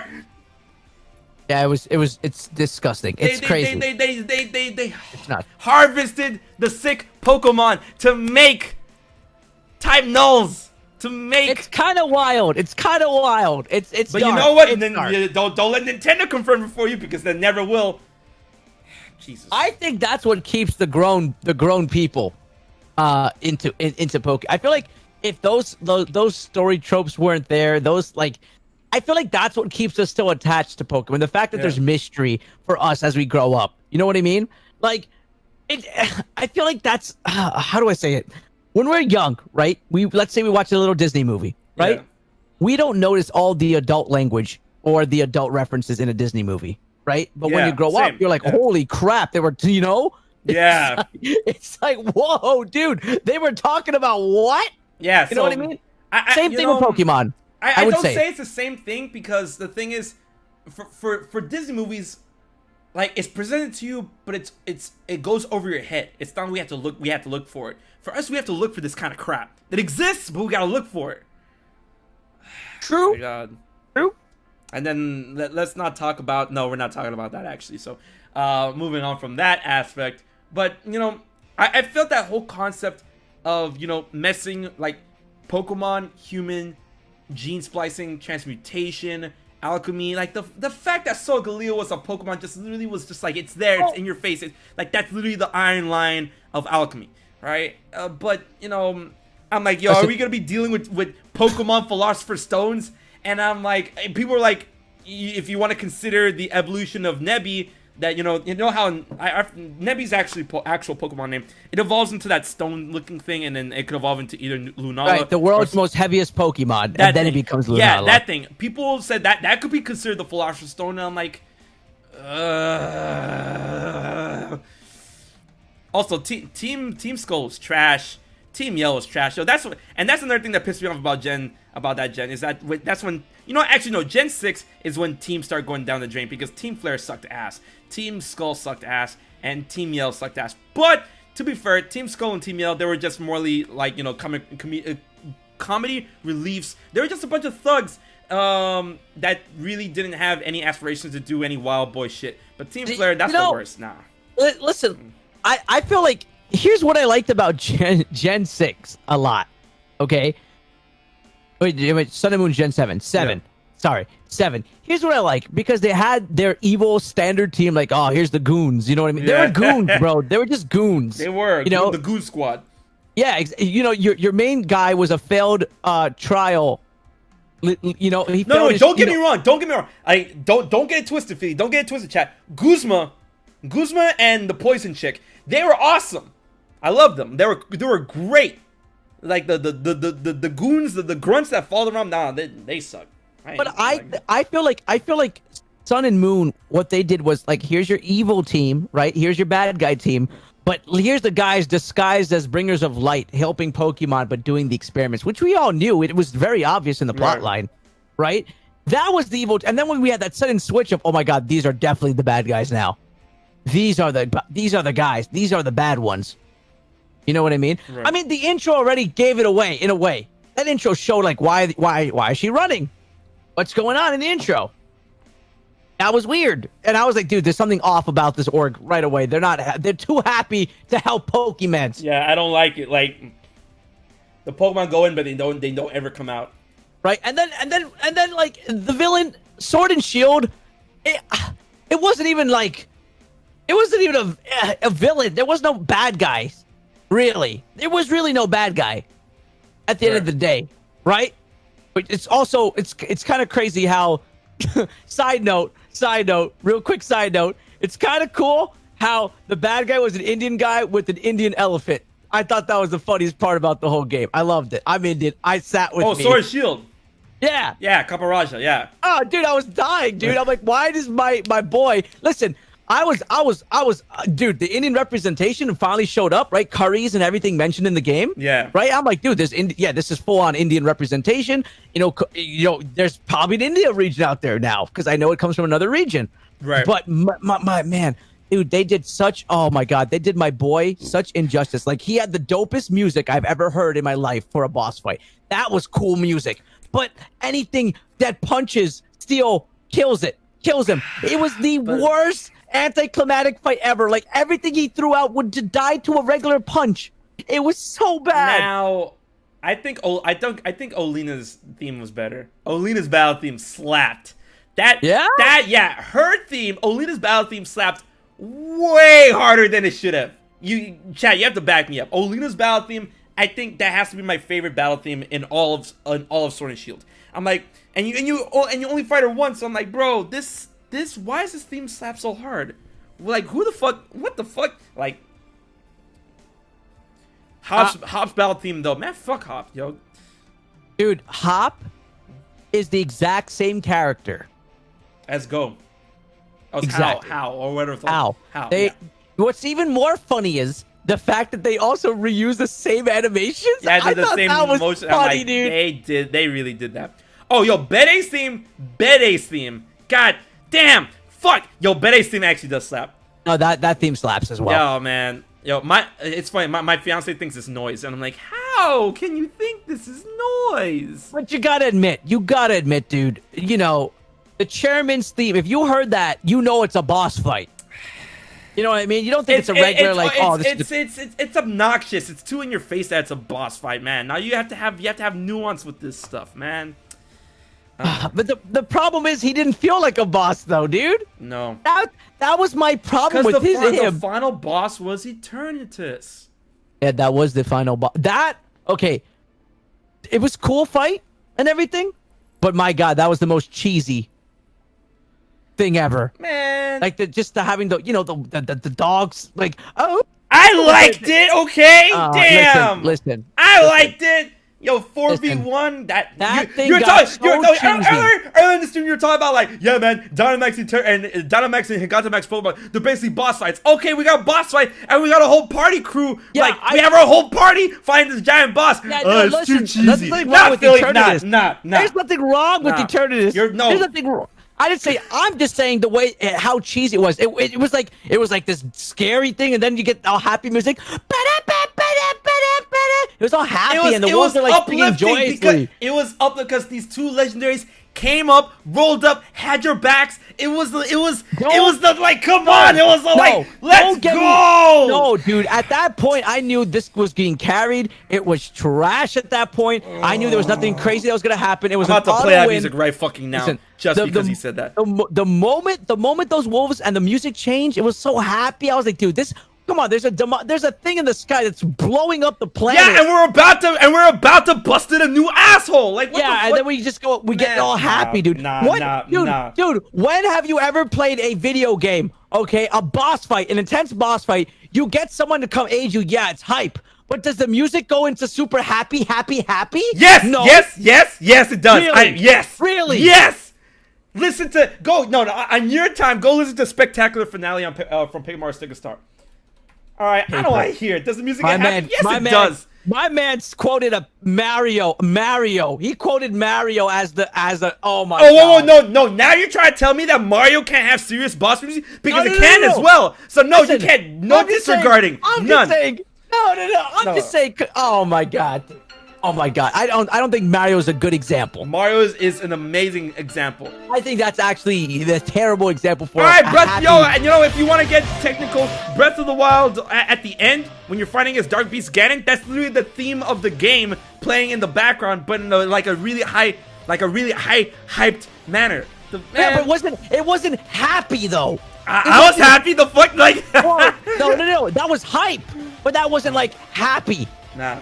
That was hype. Listen, when a game, all boss fights and most boss fights at the end, they start playing that regular theme again, and then it starts intensifying, and you love that. I love that. I'm sorry, the dog theme in Sword and Shield, when it came at the end, it wasn't at the end of the fight. It was like, fine. I would have been so happy if it was at the final, couple little bit of HP left. They had a whole boss bar, and the dogs had happy music, dude. Come on, man. Come on. I can't, dude. I was like, this is cheesy. I know exactly what's gonna happen. I mean, I hope you would, because I mean, like, the fuck, the point is supposed to beat the game, not to like. Nah, man, you wildin', man. This song slaps. This song slaps. This song sounds bad. Gothic Fox, I don't want to hear it. Oh my god. I don't know, man. I don't know. We're gonna have to agree to disagree on that song and the timing of that song. It was the perfect, like, what's the word? This is like the perfect final lap type music, basically. Right, but my thing is the timing was when the boss wasn't almost dead. They just like the boss like got stronger and then the dogs come in. Yeah, and then you saw the power the dogs had, right? Yeah, like, the sword and the shield, dude. Yeah, it turns this wasn't a hard boss. The fuck? No, it wasn't because it was an auto fight. It was auto because of the dogs. I got another thing. Like, you want happy final boss music, ladies and gentlemen in the chat? Fucking what do you call him? Azrael Dreamer. What do you call him? What do you call it? Hope and Dreams. That was the happy final boss music. Undertale. Don't me. Don't me. Completely valid. Completely valid. Okay. All right. I'll give you that. I'm just saying. Fine. You know what? I'll give you the point. You can cite examples. Great. Fine. Cite examples. Okay. But it doesn't change my opinion that it was terrible. You're terrible. I'm sorry. It was terrible. I'm sorry. I don't like the timing, and I don't like that fight was an auto fight. That was an auto fight with no thinking. I think wait a second. Ultra Necrozma was more thinking than that fight from Sun and Moon, dude. That thing was even more thinking. Okay. You know, I just don't like auto final bosses. You know, I mean, it's a final. I feel you, like, you know, when it comes to like what do you call them? A term that I like to call them is like final lap bosses. You know, that's the term that I like to use. Like, whereas, like, it's basically like, you know, you're there, and this is just like a final hump to get over. It's not meant to be hard. It's meant to be like, you know, end off on a high note type shit. But see the one thing. Okay, side note. I don't know why I'm bringing up Kingdom Hearts, but here we go. I love. No.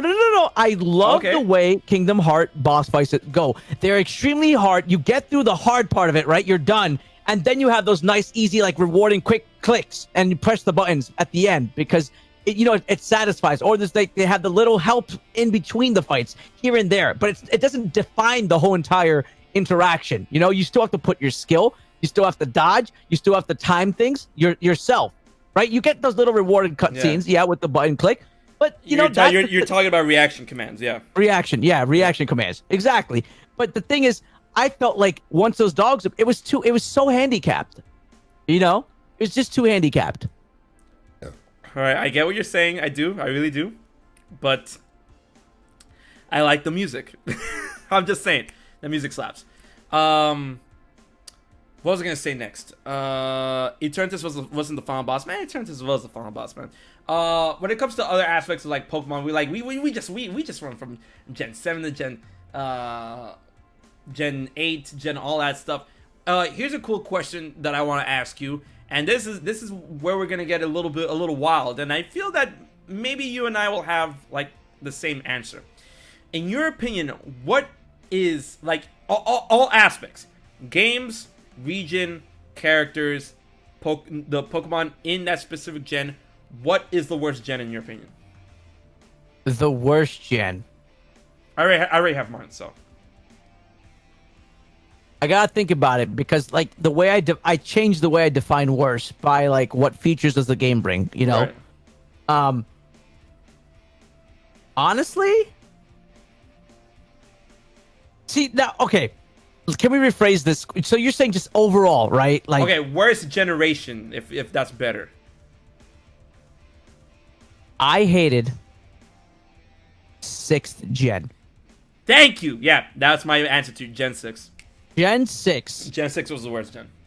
Gen 6 made it so here's how we all got hyped, right? The way Gen 6 came about. We.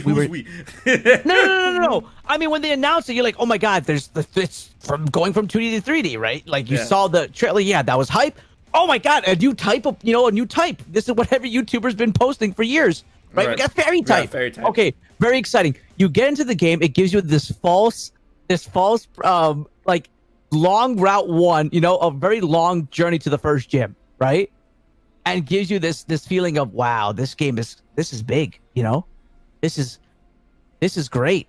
Mm-hmm. And then all of a sudden The game goes fast speeds, click, click. You snap your finger, you're done with the game. Yeah. You literally, the game was very deceitful. Very deceitful. Unless you're the type of person to sit there on a grass patch and catch every Pokemon and move on, you could speed run that game probably. Right. That thing was, it was too quick. First off, the game was too quick. I don't know. What else do you not like about that gen? Here we go. Worst team boss. I hate Lysander. He was not even interesting.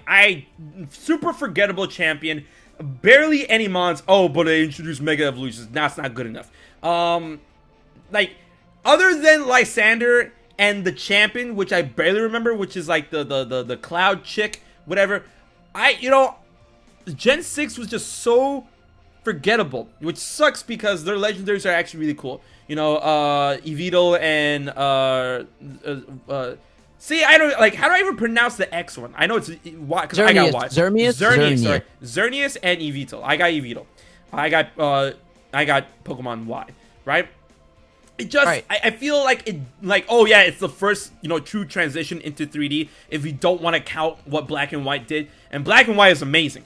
So it transitioned over to 3D, but it dummied down a lot of aspects of Pokemon in terms of the overall quality we can expect from the games.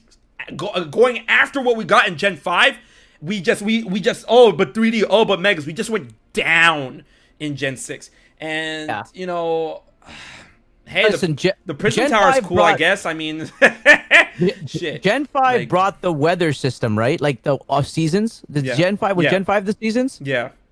Yeah, I thought that was cool, man. That was like, that's almost like the Animal Crossing vibe. Like, you get the, you're in the winter and the game starts looking like winter. That was kind of cool. Yep. I think people manipulated the game, obviously, to get what they wanted. But like a game-changing seasons with you was cool, right? I thought that was a very like realistic touch. Like, oh man, I can't wait for December. I get to evolve this type of Pokemon to this, right? Or like my Deerling can become the ice-looking version. That was cool. That was cool. I really like that. Also, we never got Pokemon Z. We never got Pokemon Z. We never got Pokemon. Listen, I'm gonna count Sun and Moon as Pokemon Z. Yeah, no, because I mean the Zygarde shit got thrown over there. Because we were Zygarde cell hunting, like Korok seed hunting. All right, so like that to me that was Z. Yeah, that was your Z. Now, like I don't think anyone could argue how much they had a Zygarde quest, dude. It was annoying. Here's one thing I want to put into perspective for everyone watching when it comes to Pokemon. That my boy, my dear friend Henry, aka Gameball, that constantly says, and I agree with him to so much, and I hope you agree with this sentiment, Philly, is that,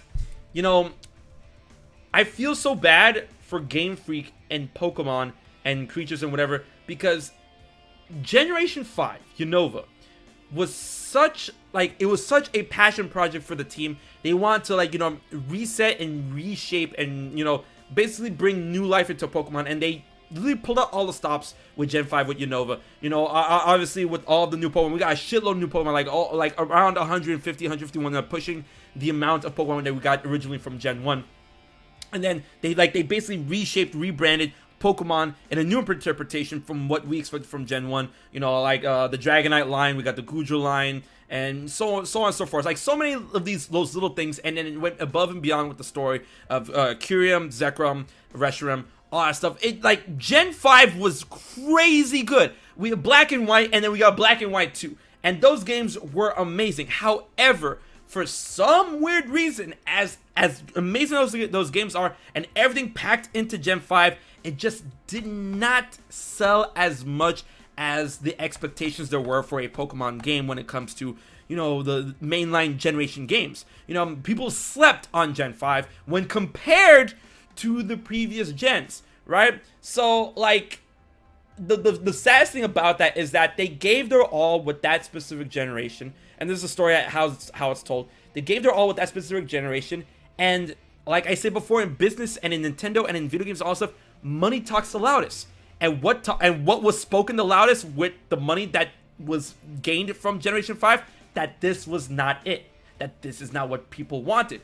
And they really put their all into Gen 5, and the money spoke a lot. It's like, nah, this is not what the people want because it didn't sell as much as their expectations were when it comes to previous Pokemon games. So like, okay, I guess this is not what the people wanted. And then we got X and Y afterwards. And I'm like, damn. That was exactly. You said it correct. Listen, it like now, right? We would kill for a Generation 5 type game because how many new Pokemon were there? That thing was just new Pokemon left and right. Everywhere you go, there was something new that you'd never seen, right? That's what we crave now.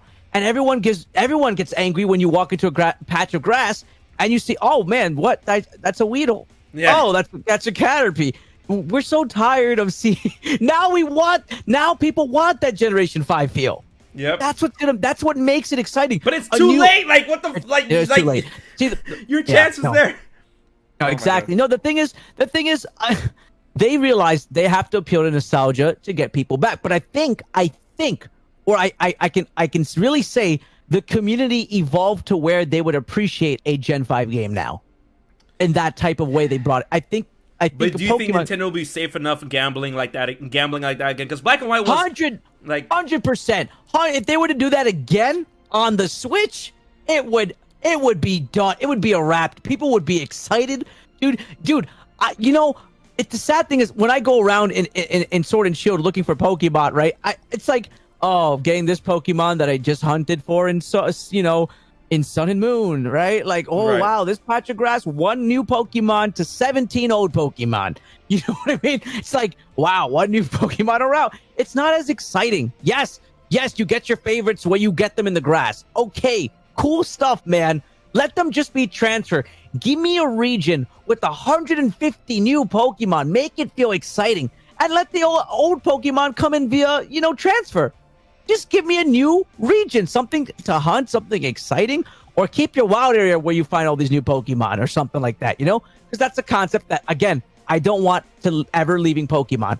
Wild areas must stay in the game for this game to feel like a Switch game. Otherwise, it is dead if they go back the singular route of, it would not be as exciting. Vader does bring up a good point in the chat. Was like it's at this point where Pokemon is literally too big to fail, which is great because you're allowed, Vader. You procced you open up the wormhole into this aspect of the 5th dimension, which I was seeing on the story, and that Pokemon literally is too big to fail. At this point, cannot fail. It is the largest media franchise of all time. And one thing that people needs to know is that Pokemon, a lot within the community, is known for its video games, and people expect the video games, a new generation for video games. This new video game, Sword and Shield, X and Y, Sun and Moon, Red, Blue, Green, Yellow, Gold, Silver, Crystal, Ruby, Sapphire, Emerald. I really don't want to name them all. What do you call them? Diamond, Pearl, and Platinum.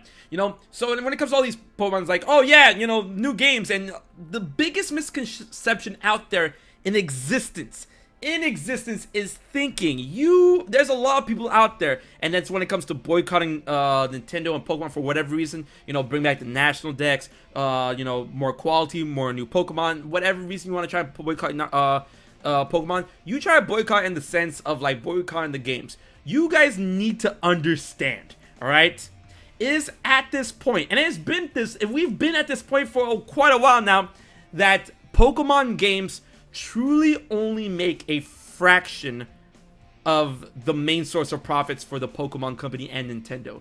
The main source of profits for Pokemon comes from all of the merchandising. The games at this point are literally just a launch pad in order to create the generation of new Pokemon, new places, and new characters in order to create the merchandise that people will devour. Hot cakes, dude.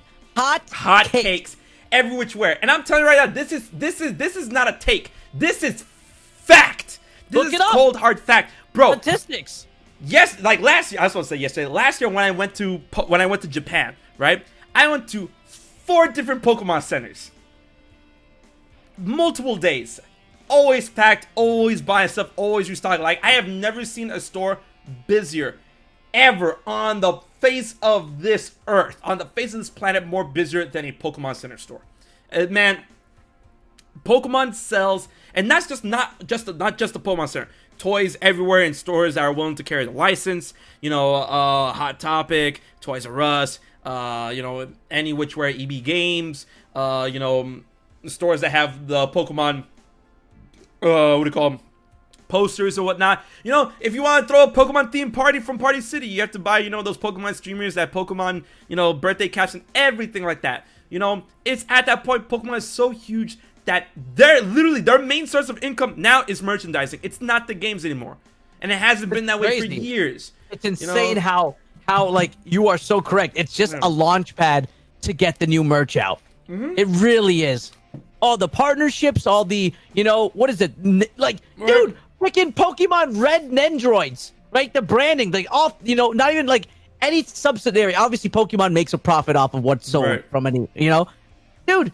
Those things were so it's so expensive. Those life-size plushies, like, it's, yo, Japan's even more nuts than America when it comes to Pokemon merch. Oh, like, oh, dude, it's everywhere, oh my God. everywhere. And man, you have to wait in line to get into the Pokemon store. You gotta grab your stuff. Make sure you hold on to your stuff. Get in line for the lines. They have so many tellers. They have like fucking, dude, like the Pokemon store, the Pokemon centers are probably like maybe like twice the size of this room.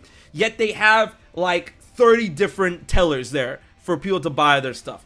And it's insane. It's insane. So, you know, when people try to boycott the games, I'm like, good luck. Even if it does work, that's not going to do much to Nintendo or anything to Game Freak or Pokemon or anything like that. Because you know why? Because they're still making money off the merch. What are you going to do? Stop buying the merch? Chilling. Like, Nintendo's chilling. If people think a couple of Twitter, like, angry posts are going to change a company, dude. All right.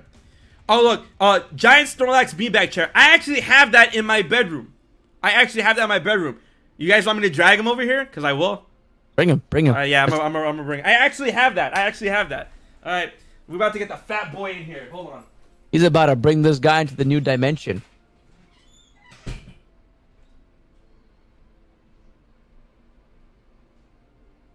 I feel like Snorlax has his own dimension, to be honest, chat. Also, why HMK's gone? How you guys doing? Totally drop your boy follow on Twitch, you know? Twitch.tv/PhillyBeatzU. Okay, that's my only plug. Yeah.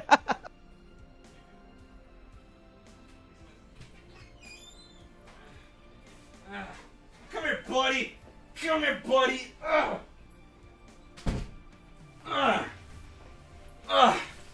right. You got my money? Huh? You got my money?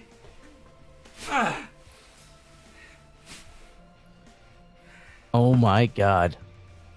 That is a big boy. Wow. He really got it. I told you. I told you. He got it. Wow. He's a little deflated, so we gotta. Hey, he looks a little deflated. Beans into his bean bag.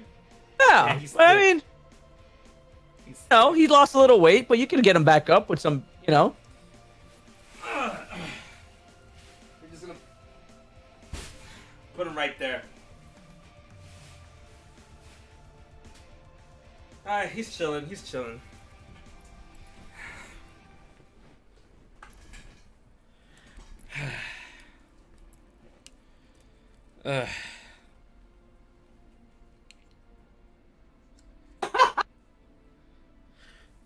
smaller than I thought he would be. I mean, he's a chair, but also he's kind of deflated, so.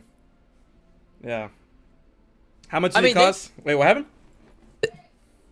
They got, I think there's a life-size Pokemon. What is that, ferret?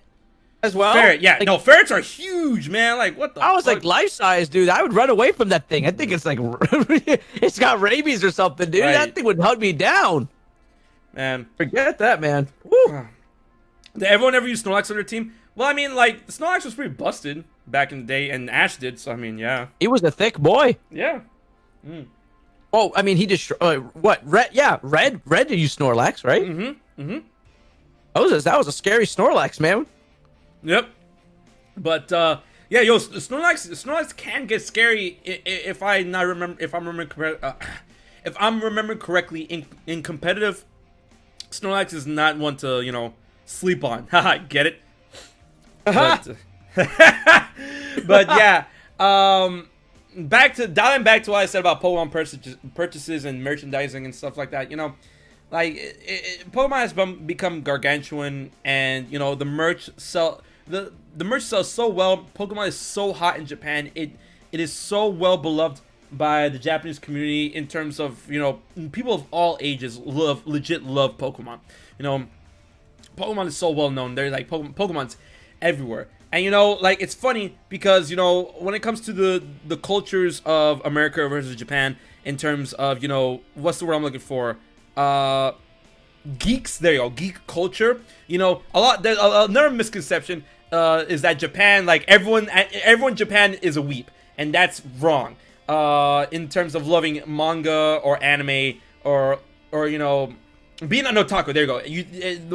A huge misconception is that everyone's an otaku in Japan, right? And that's wrong. And it's funny because with the whole culture of how geeks are looked down upon in America. If you like comic books, if you like collecting comic books, baseball cards, or anything of video games and stuff like that, obviously it's been leaning away from that as time goes on, thankfully. But back in the day when you would see a geek, not what you would see a geek, but people that are not into that stuff would see geeks reading comic books, or they're like, geek, what a loser, man, whatever.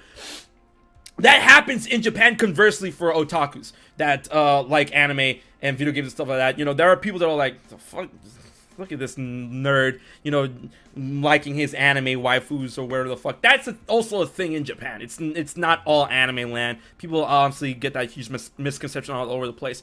But the reason why I brought that up, considering all of that, Pokemon is like the one franchise that transcends that in Japan. Everybody knows Pokemon. Everybody loves Pokemon. They're like, yo, Pikachu, yeah. So that's why I brought up that whole story spiel. Right.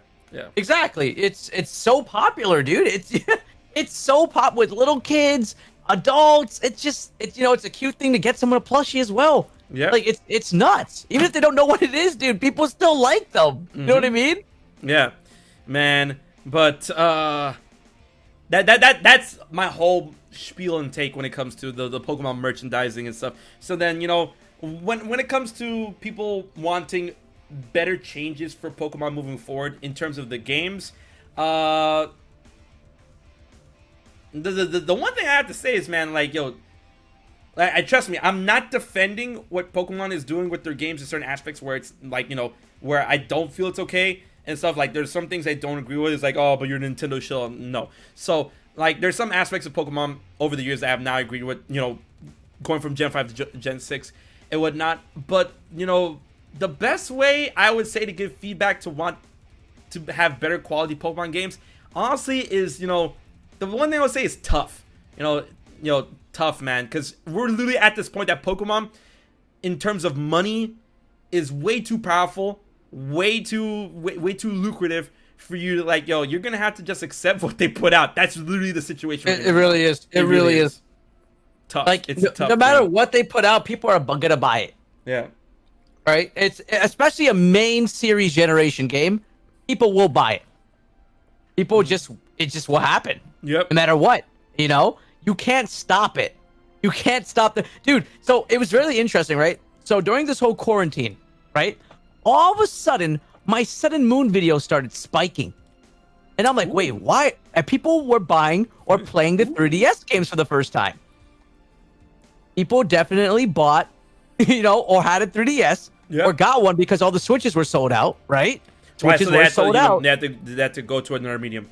Exactly. So the DS, people were buying DSs, 2DS, 3DSs, and they bought, for sure Sun and Moon, because my Sun and Moon videos were like, people were commenting on them. I'm like, dude, what the heck are these people commenting on my Sun and Moon? I'm like, then I thought about it, I'm like, wait a second, people are getting right back into Sun, and then when they could, they bought the Switch.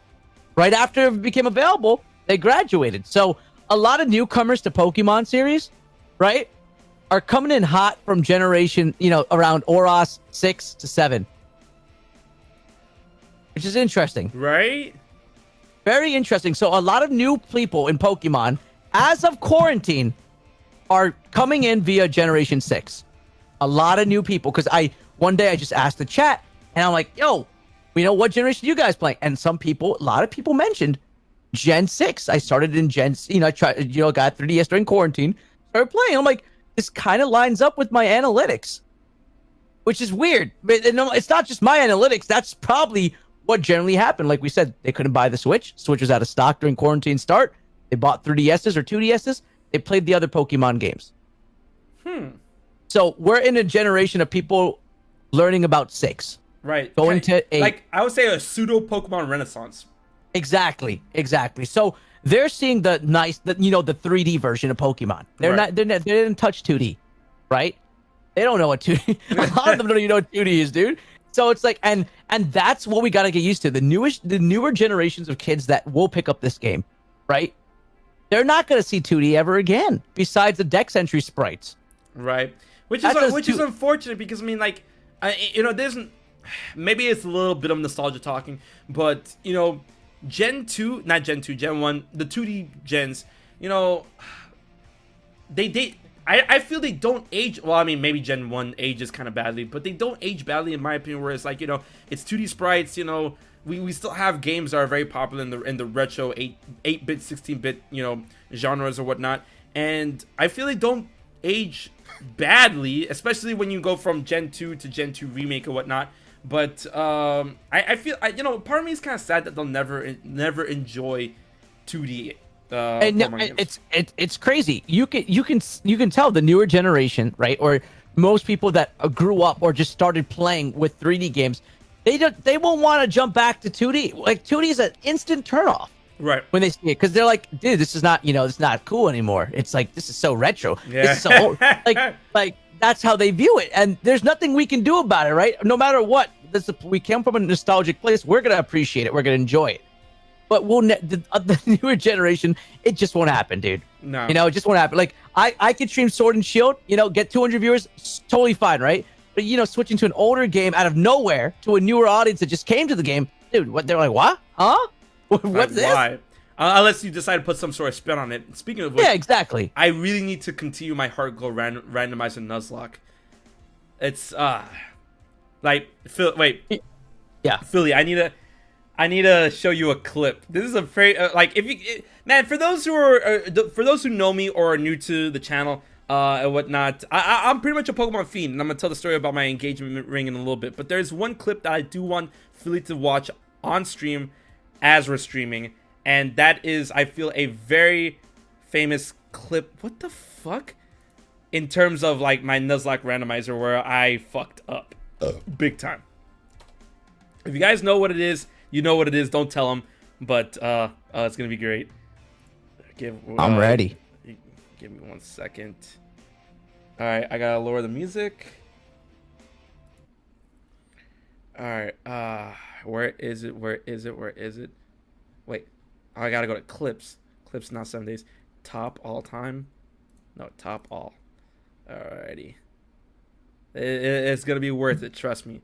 I still can't believe this happened. I regret everything. Boy, oh boy, oh boy, oh boy, oh boy. Oh, here we go. So this is during a Heart Gold randomizer Nuzlocke. Whoa. Wait. All right. Screen capture. This is the good one. Smart selection. All right. All right, you ready? Let's go for it. All right. And then the audio's blasting. Let's get it. Understood this, however, though. No! What happened? I accidentally hit the run button! Oh no, you did what I did with my face, except you were looking at it. This run is... Yo, stop! Yikes, bro! This is the worst run I've ever... So, a little context to that. That was during my Nuzlocke randomizer. And apparently I didn't know there was a rule within Nuzlocks that says... Because I already encountered a Pokemon in that area, in the Ruins of Alph. And I encountered the shiny Lumbre. And there's a Nuzlocke rule saying, oh, there can be a rule added to the Nuzlocke run. Where it's like, oh, if you do encounter a shiny, you can ignore the binding rule of, one encounter. That's what you have to catch or whatnot. So now I'm like, oh, Lumbre. I'm like, all right, dope. And I actually hit the run button, and I needed a water type too. Oh, The Feels shiny bad, man. claws. There you go. The shiny Let claws. let me tell you something worse, okay? I did a big jump in Pokemon, right? So I haven't really seen the shinies because we all take our little Pokemon breaks here and there. And I forgot what shinies all look like. Oh no. So here I am in Generation 6, 3DS version, let's go, so hype, right? And I encounter a Pawniard, right? Pawniard. The Bisharp's pre-evolution. Oh, okay, that. Okay. Right. Pawniard. Pawniard, sorry. Yeah. It's a pawn, whatever, chess, whatever. Yeah. Okay. So, I'm thinking obviously it's a steel type, right? It's Right. obviously a steel. So I see a steel type out in the wild, okay? All right. And I'm gonna tell you right now. I don't like when it comes to Bisharp and that Pawniard. I remember it, and I'm telling you right now, I didn't play Pokemon a lot during that period where it was introduced. But I will let you know. I know that if that Pokemon isn't red, then it's shiny. Yeah. What did you do? Here's the thing, Mr. HMK. I never saw a red one or remembered it as red, okay? And that was my first encounter of Generation 6. And I saw the sparkle, right? And I was like, oh, dude, steel types, are shiny. They got a little shine What on kind them of logic is that? No, you deserve what happened then. And I just was like, yeah, dude, I don't need this thing right now. And I don't walked feel away. bad at all. No, you shouldn't feel bad because I don't. You shouldn't feel bad because I never knew the value of it because I didn't just know the value. So I was just like, and then as I grew back and got used to my Pokemons again, I sat down and I was like, wait a second. You know when your heart drops when you realize you did something? It was like Much wait. later. Oh, Yeah, all of a sudden I was looking at because then you want to hatch shiny eggs and things like that. You start looking up shiny Pokemon, and then I see that blue thing. I'm like, oh my god, that was one of my first encounters in the game because it was early. I think you encounter it in X and Y. My heart dropped, dude, because I'm like, I just walked away from one of the coolest looking shinies. Now, like, you know what? Here's the thing, all right? I wouldn't blame you if you didn't see the sparkle, but putting one and one together as type of like, oh, since it's a steel type, it sparkles. That come on, man. What do you mean? A steel type that's shiny? I don't know. I thought they all shine. Like when you wipe a nice like a dirty piece of steel, you wipe all the dust off and then it just gets that nice sparkle. So I'm like, my brain. No. That's all bullshit. It's all dishwasher commercial bullshit. Knives, glasses, whatever type of fucking cleaning agent you put on these things, they never sparkle. They shine, but they never sparkle. All right, for it to sparkle, you have to put some sort of sparkling agent or some type of film or some type of like stars or stickers on it to make something sparkle. That's bull. No. You will listen to me now. This is no type of fucking dish soap on the planet will make anything sparkle. So I will not take that BS logic. Listen, man. It's the first time I saw a 3D Pokemon game. I didn't know what a 3D shiny sparkle was, okay? At the time, I think A-Drive was just rising in power at that time, it wasn't there was some other guy with long hair that was doing shiny stuff back then. I don't know anything. Okay. You know that meme that's running around on Twitter right now, the thing to get your fucking, your blank card revoked? This is what gets your Pokemon card revoked. Yo, give it here. Listen, I turned it in already a long time ago, dude. That's why I went to Temtem, okay? I went to bootleg Pokemon for a reason. I turned it in. Have they followed you on Twitter yet? They finally followed me, by the way, but I stopped playing their game. Jesus. Are you gonna get the PS5 version? Oh my god, that was cringe. Yo, bro. When I saw that event and I saw that, I laughed my ass off. I went and I tweeted that I laughed my ass off, right? Temtem actually replied to me. He's like, in a good way, right? I'm like, y'all brave. Holy shit.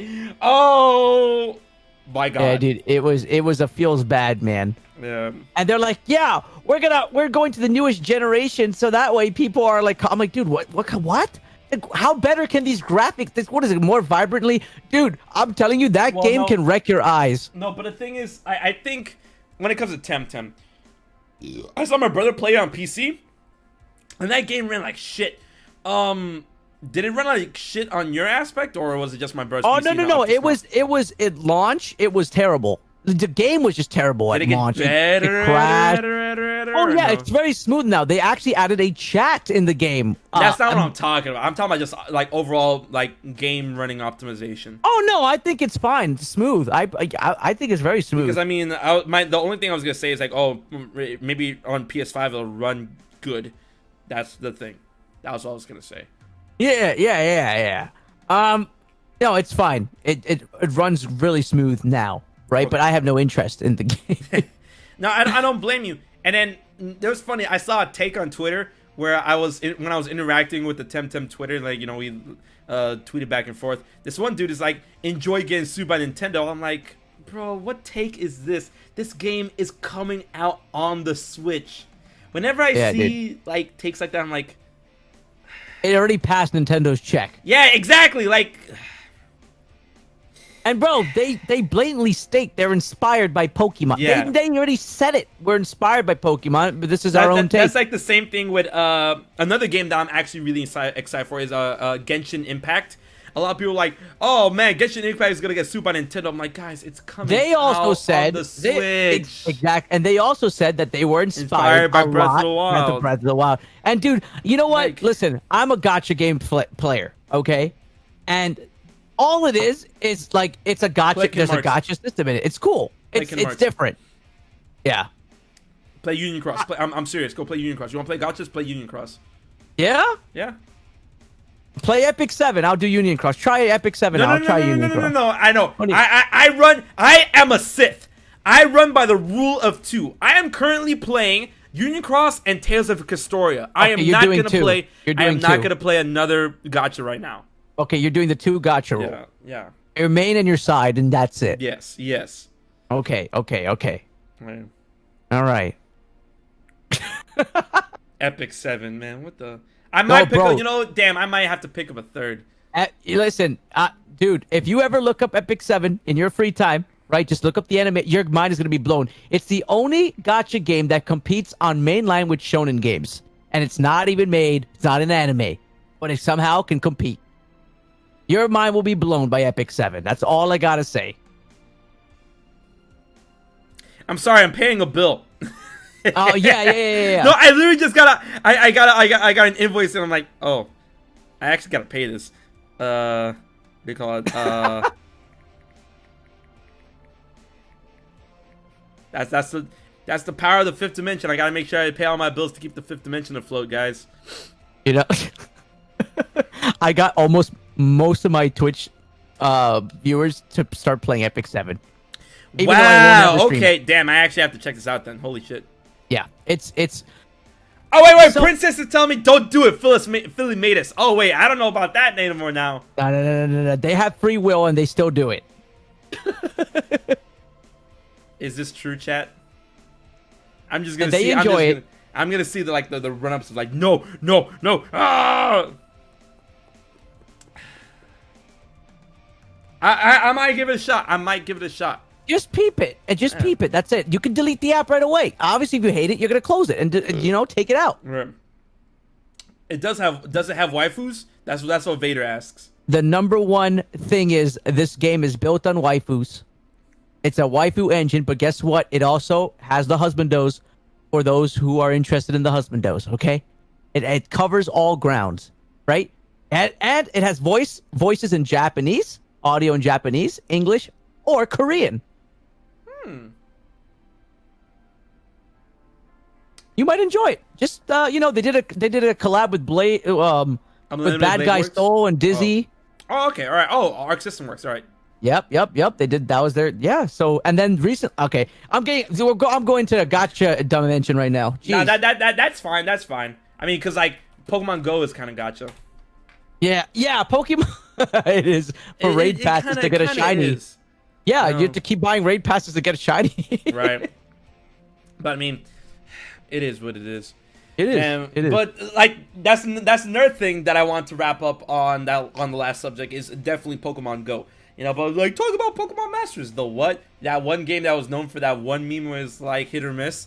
I guess they never miss. Huh? Like, bro, I can't believe they actually fucking referenced that. When they did that in Pokemon Masters, like, Nintendo Treehouse. They do that shit a lot in their games. Yo, Paper Mario is just a fucking field day with that shit. But when it comes to Pokemon Go, you need to understand, Pokemon Go has actually generated a shitload of money for the Pokemon company. Like a stupid amount of money where they're like, damn, this might be it. You guys need to understand, when it comes to video games, business, all that good jazz, money talks the loudest. You speak with your wallets and they will listen. And Pokemon Go generated a stupid amount of money. And now Nintendo's like, yo, this looks like it could be it, and that's why Pokemon Let's Go exists, and that's why we have, you know, there's similar aspects. That okay, what's the word I'm looking for? There are aspects within Pokemon Go that, you know, got refined and gained life within Sword and Shield. And then, of course, we have Pokemon. It's Pokemon Home now, right? Yeah, it's Pokemon Home that combines bank and everything, wherever the fuck. We have Pokemon Home now because of that shit. And, you know, Pokemon Go was such... Man, I remember when that game first came out. That shit was so fucking crazy. Everyone and their mom... That's, like, the closest we'll ever get to world peace. Man, like, everyone and their mom was just, like, rolling around, looking for Pokemon and whatnot. And all these... That was nuts. Man, that was nuts. It was so nuts. But then it led to, you know... like other shit, like people trespassing, people getting robbed and whatnot. But Pokemon Go was, like, to say it was a success would be an understatement. It was a massive success. A little too much of a success that is bleeding a little too much, in my opinion, to the mainland Pokemon games. But that's what happens when money talks the loudest. So yeah, man, Pokemon Go has kind of gotcha. Listen, here's what I like about Pokemon. I'll tell you what. Because at first I was turned off by the game. Obviously, the game was got very stale at a certain point back then, right? The game's different now, way different. Because I said, let me give it a shot. I came back. I just came back to Pokemon Go during this Go Fest. They had some Go Fest ticket. I just came back to it, and it was by far one of my most successful streams. Not because I was capitalizing off just Go Fest. I was having the time of my life with the game. I was enjoying it. I was catching things. There's new events every single time, dude. There's like increased dragon spawns. They have certain hours where certain Pokemon show up only with bonuses. It's insane. It's insane. Okay, on the Pokemon Go end on its own, I know I'm a mainline Pokemon gamer. Let me tell you something. The amount of events we get in our mainline Pokemon game compared to Pokemon Go, it's ridiculous. It is like, oh, here's a Warlord event in Pokemon Sword and Shield. Like, dude, we caught 500 of those things. We don't care. Right, yeah. Right? But in Pokemon Go, right, having a shiny Pokemon, having a chance at a shiny Pokemon, right, that you can't hack in, that someone can't hack in, that someone can't trade in or generate in the game, that's exciting because, oh my God, I got something and I could show it off because I know that maybe John or Bob and Sally doesn't have that Pokemon right now in shiny. And like, I'm trying to find good stats. I'm trying to show off my... See, something in Pokemon Go that I've learned recently, some new terminology, is Hundo and Shundo. Those are two new terminology. I never knew. Fuck? Exactly. A Hundo is a perfect IV Pokemon within the game of Pokemon Go. Oh, so like a 4-star. Exactly. While you get your Shundo is your shiny version of your 4-star. So during any community days or community events, right? For example, right now, Deoxys is live, and it could be shiny in raids. Very exciting. Oh, as well as believe Genesect is coming too, or Genesect is out. I'm not sure. I haven't peeped the game because I was taking a little break. My stream was down. I couldn't really do anything. But yeah, the fact that I can get a shiny version at 100, I could show off, dude. There's tons of people who won't have that opportunity or won't have it. You know, that's something I'll have one up on somebody. You know, and I think Pokemon Go is reaching the point, you know, where, like I said, we know how it has compatibility with the mainline games, right? It's very like, you know, oh cool, I can transfer all my Pokemon into Pokemon Let's Go Pikachu and Eevee. That was cool seeing them all come to life there, right? Now, coming up in the future, we're gonna have full integration with Pokemon Go and the console game very soon. We're gonna have that ability, and I think the coolest part is going outside your house, catching a Gengar, and throwing it right into your game. or going outside catching a another generation Pokemon, a further generation, anything, and throwing it into your game. I think that's going to be very exciting when we reach that point. Nah, like, I don't know.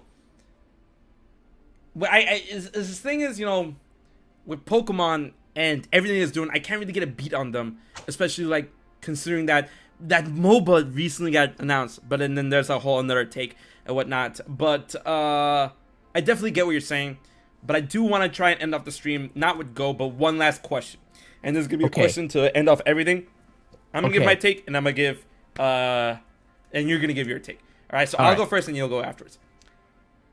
I feel a Gen 8 Pokemon is imminent when it comes to Super Smash Bros. Ultimate, this Fire's Pass. What Pokemon do you think would be good from Gen 8 from Pokemon? For me, a lot of people are like, oh, like Urshifu. For me, it would be, what do you call them?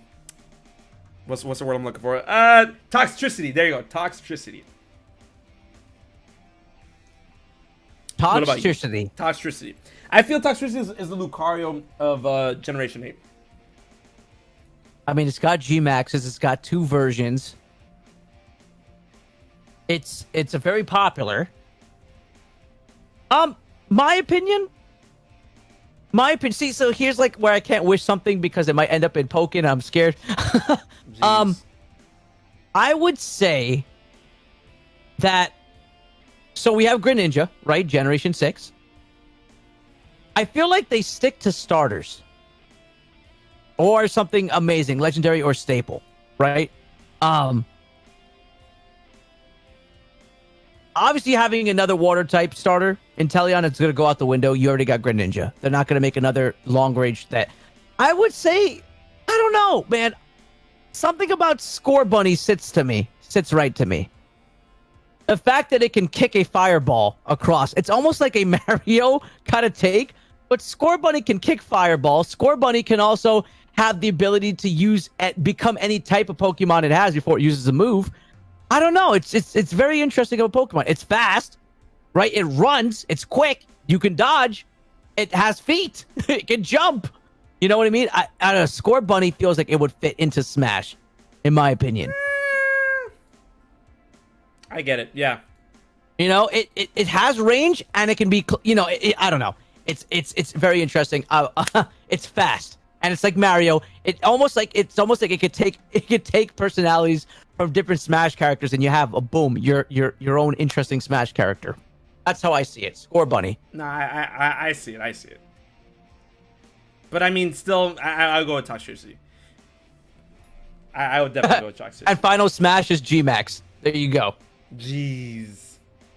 G-Max Toxtricity's final Smash, electrifying the whole stage. Gross. I can see that as well. No, I mean, like, it can still be G-Max because, I mean, it has its own Gigantamax. Right. Yeah. That's why that would be a staple Generation 8 Ultimate Smash. Would have to be showing the G-Max, right? It would have to be a G-Max Pokemon. Damn. That looks good. So that'd be my only way of saying that. Right. What I was gonna say, yeah. So I think that's a good way to wrap it up. We only went a couple of minutes over our time, but man, oh man, yo, Philly, it's been great. Thank you so much for coming on out to the stream. If you guys don't know, if you guys somehow don't know who PhillyBeatzU is, bro, this man has been taking Twitch by storm. Be sure to check out his streams.